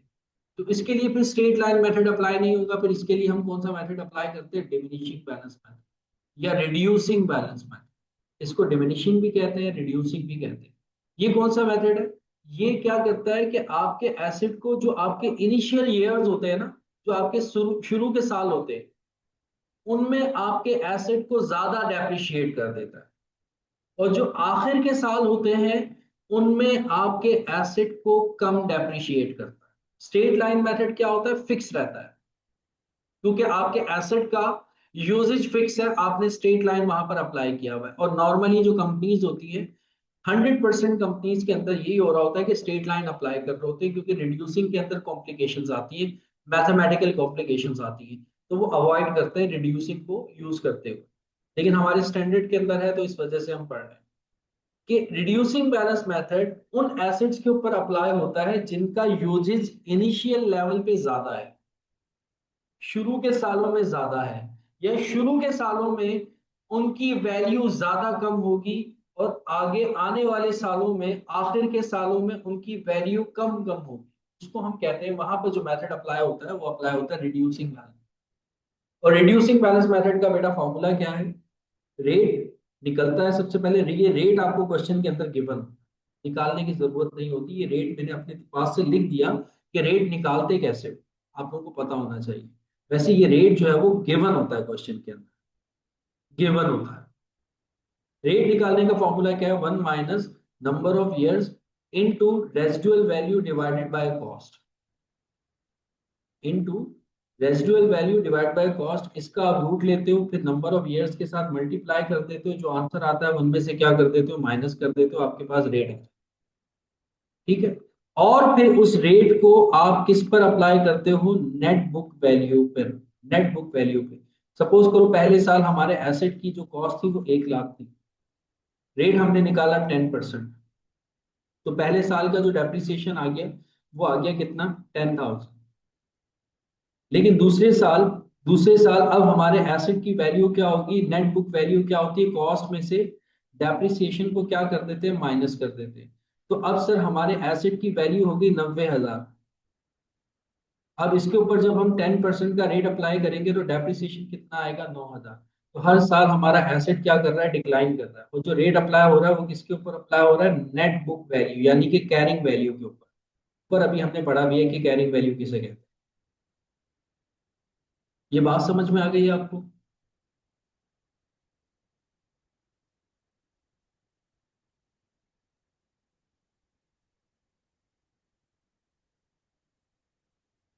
कॉस्ट चेंज नहीं होगी बेटा, फैसल बुक वैल्यू चेंज होगी, क्योंकि हर साल डेप्रिसिएशन आएगा, वो माइनस होता रहेगा। जैसे कि अब अगले साल आपके एसेट की जो बुक वैल्यू होगी, देखो पहले 90,000 हुई है, अब 9,000 और डेप्रिसिएशन हो गया, वो माइनस करोगे तो अब आपके एसेट की वैल्यू हो जाएगी 81,000। जो डेप्रिसिएशन आता जा रहा है वो माइनस होता जाएगा। 10% रेट अप्लाई करोगे, अगले साल का डेप्रिसिएशन कितना आएगा? 8,100। तो हर साल आपका डेप्रिसिएशन क्या करता है? डिक्लाइन करता है, क्योंकि आपकी जो बुक वैल्यू होती है या जो आपकी कैरिंग वैल्यू होती है वो क्या हो रही होती है? डिक्लाइन हो रही है। और ये रेट किस तरह से आता है? ये रेट इस तरह से आता है, नॉर्मली ये क्वेश्चन के अंदर गिवन होता है, ये एग्जामिनर आपको कैलकुलेट करने को नहीं कहता, लेकिन ये एक नई नई चीज मेरे ख्याल में आप लोगों ने पढ़ी होगी कि डिमिनिशिंग बैलेंस मेथड में रेट किस तरीके से कैलकुलेट किया जाए। ये बेटा इसकी पिक्चर लेना चाहो तो ले लो, इसकी पिक्चर लेना चाहो तो ले लो।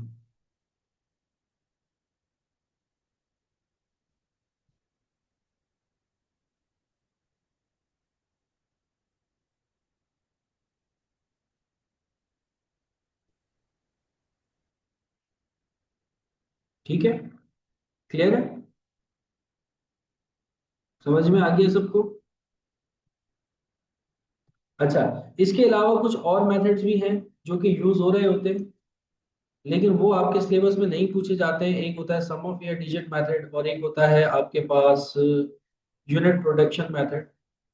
अच्छा, मैंने क्या किया है कि ना, मैंने ये यहाँ पर इसका एक क्वेश्चन भी लिख दिया है, सॉल्व करके बता दिया है। तो ये आप यहाँ से देख सकते हो कि रिड्यूसिंग बैलेंस मेथड में डेप्रिसिएशन किस तरह से निकला। ठीक है, उसी तरीके से निकला है जैसे मैंने बताया था। इसके अलावा यूनिट प्रोडक्शन मेथड है, इसका भी एक नजर क्वेश्चन देख लेना। इसमें पर यूनिट रेट निकलता है, या इसको वर्किंग आवर मेथड भी कहते हैं कि यहाँ पे पर आवर रेट निकलता है, और फिर प्रोडक्शन बेसिस के ऊपर रेट अप्लाई हो रहा है। और एक आपके पास है sum of year digit method. Sum of year digit method अब ओमिटेड है, स्टैंडर्ड के अंदर नहीं है, पुराना मेथड है। इसको भी देख लेना, बहरहाल ये आपके सिलेबस में नहीं पूछा जाता। तो ये तो बेटा हमने आज जो सीखा है वो क्या सीखा है? आज हम लोगों ने सर इनिशियल मेजरमेंट सीखी है, फिर उसके बाद सर एक्सचेंज ऑफ एसेट सीखा है, फिर सर उसके बाद हमने क्या सीखा है? हमने डेप्रिसिएशन के कुछ मेथड्स को सीखा है। अब नेक्स्ट क्लास में अब नेक्स्ट क्लास में 2 क्लासेस के अंदर हमारा ये स्टैंडर्ड कंप्लीट हो जाएगा। बहुत डिटेल में पढ़ा, हम लोगों ने इसको बहुत ज्यादा डिटेल में पढ़ा। इंशाल्लाह ताला मेरा नहीं ख्याल कि और कोई आपको इतना डिटेल में पढ़ाएगा। इंशाल्लाह आप लोगों को बहुत अच्छे से समझ में आया होगा, उम्मीद तो है। आया सबको समझ में? मजा आया आज की क्लास में?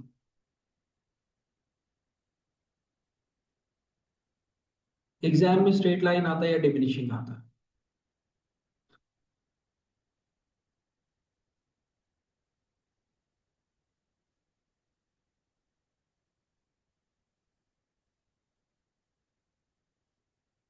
ठीक है, ठीक है, मतलब समझ में आया। ठीक है, अब नेक्स्ट क्लास में हम लोगों ने सेकेंडरी मेजरमेंट पढ़नी है, सेकेंडरी या सब्सिक्वेंट मेजरमेंट पढ़नी है। नेक्स्ट क्लास हमारी बड़ी इंटरेस्टिंग क्लास होगी, और जो नेक्स्ट क्लास है उसी में से पेपर में आ रहा होता है, भले वो एसीसीए में हो या आईसीएमए में हो। ज्यादातर जो टेस्टिंग हो रही होती है, ज्यादातर जो टेस्टिंग हो रही होती है, ये जो अब हमारी सेकंड क्लास आएगी उसके अंदर से आ रहा हो। लेकिन ये जो फर्स्ट क्लास थी, इसने आपकी बेस बनाई, इसने आपकी क्या बनाई है, बेस बनाई है पूरी की पूरी स्टैंडर्ड। सेकंड क्लास में हम लोग इंशाल्लाह ताला सब्सिक्वेंट मेजरमेंट पढ़ेंगे। तो आज की क्लास से रिलेटेड बेटा किसी का कोई क्वेश्चन हो तो मुझसे पूछ लो, नहीं तो फिर हम इंशाल्लाह ताला क्लास को वाइंड अप करते हैं, और कल इंशाल्लाह ताला सेम टाइम पर आप लोगों से क्या होगी, मुलाकात। क्लास अच्छी लगी हो तो बेटा रेफर लाजमी किया करो एक दूसरे के साथ, ग्रुप्स वगैरह में कहीं ना कहीं रेफर लाजमी किया करो अगर आप लोगों को समझ में आता है मेरा पढ़ाया।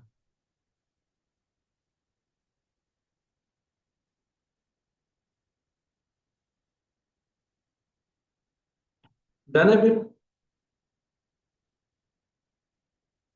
जी, दो मेथड्स हैं, स्ट्रेट लाइन और डिमिनिशिंग, इनको कर लीजिए। आई कैप की बुक है बेटा, आई कैप की बुक भी नहीं, कैफ की बुक है, कैफ की बुक में ग्रुप में शेयर कर देता हूँ। कैफ 1 और कैफ 5 ये करो, ये इसके एमसीक्यूज कर लेना, लेकिन अभी नहीं, जब स्टैंडर्ड कंप्लीट हो जाए फिर करना।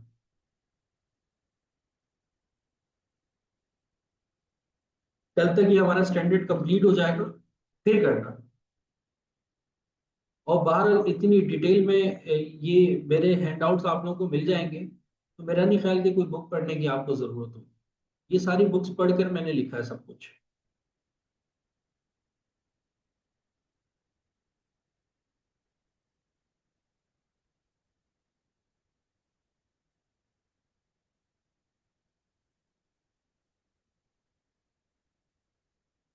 अरूबा बेटा वो IS 40 हम पढ़ेंगे ना, तो उसमें मैं बताऊंगा डिमिनिशिंग बैलेंस मेथड में। और सीवी पे देखो, सीवी क्या होती है, कैरिंग वैल्यू होती है, ठीक है। और डीवीएम यानी कि diminishing balance method, diminishing balance method आपको यही तो कहता है कि कैरिंग वैल्यू के ऊपर डेप्रिसिएशन कैलकुलेट करो। फॉर्मूला यही तो था, नेट बुक वैल्यू या कैरिंग वैल्यू, फॉर्मूला यही था ना डिमिनिशिंग बैलेंस मेथड का, हमने पढ़ा था। ये अभी आ जाएगा, ये रहा। देखो रिड्यूसिंग बैलेंस मेथड या डिमिनिशिंग बैलेंस मेथड में क्या हो रहा है कि नेट बुक वैल्यू के ऊपर रेट अप्लाई हो रहा है, यानी कि कैरिंग वैल्यू के ऊपर रेट अप्लाई हो रहा है। तो जो आप बात कर रही हैं, जो आप बात कर रही हैं वो यही तो बात है। जी बेटा IFRS 15 करवाऊंगा, बिल्कुल करवाऊंगा। जी बेटा बिल्कुल, मैं ग्रुप में शेयर कर दूंगा आज की नोट्स।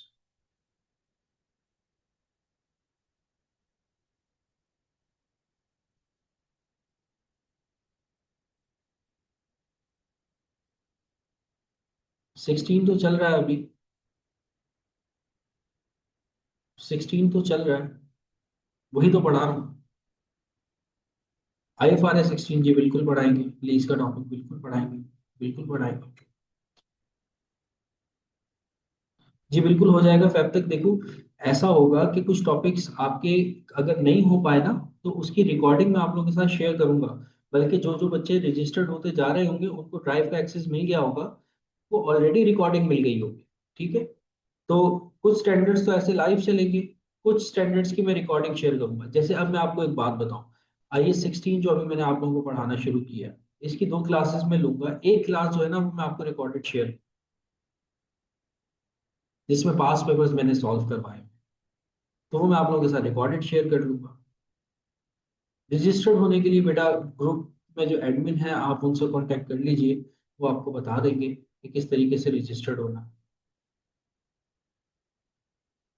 रिकॉर्डिंग आपको तो जब आप रजिस्टर्ड होगे तो पहले दिन से ही मिल जाएगी, ड्राइव का एक्सेस मिल जाएगा।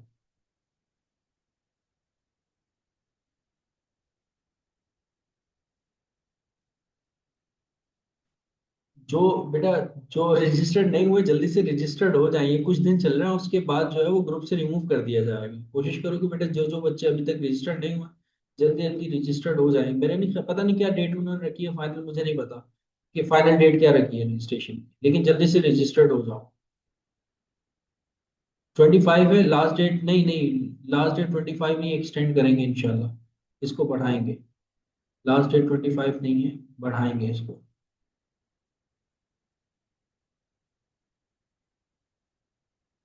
ठीक है जी, आज के लिए इतना काफी है। लास्ट डेट अभी तक तो 25 है, लेकिन वो बढ़ा देंगे। जी, क्लास के टाइम यही है, तो आपके ग्रुप डिस्क्रिप्शन पे भी मैंने अपडेट कर दी थी लास्ट टाइम। चलिए जी, ठीक है जी। हाँ, 8 से 10 से ऊपर भी जा सकती है, 10 से ऊपर भी जा सकती है। आज मेरा इरादा था 10 से ऊपर लेके जाने का, लेकिन अभी जो है ना वो 10 बजे मेरी क्लास है एक और, तो इस वजह से मैं आप लोगों की क्लास वाइंड अप कर रहा हूँ। लेकिन सब्सिक्वेंट मेजरमेंट मेरा पढ़ाने का इरादा था कि मैं कंप्लीट पढ़ाऊंगा। खैर, कोई मसला नहीं है, कल की क्लास में पढ़ा देंगे, कल कंप्लीट हो जाएगा।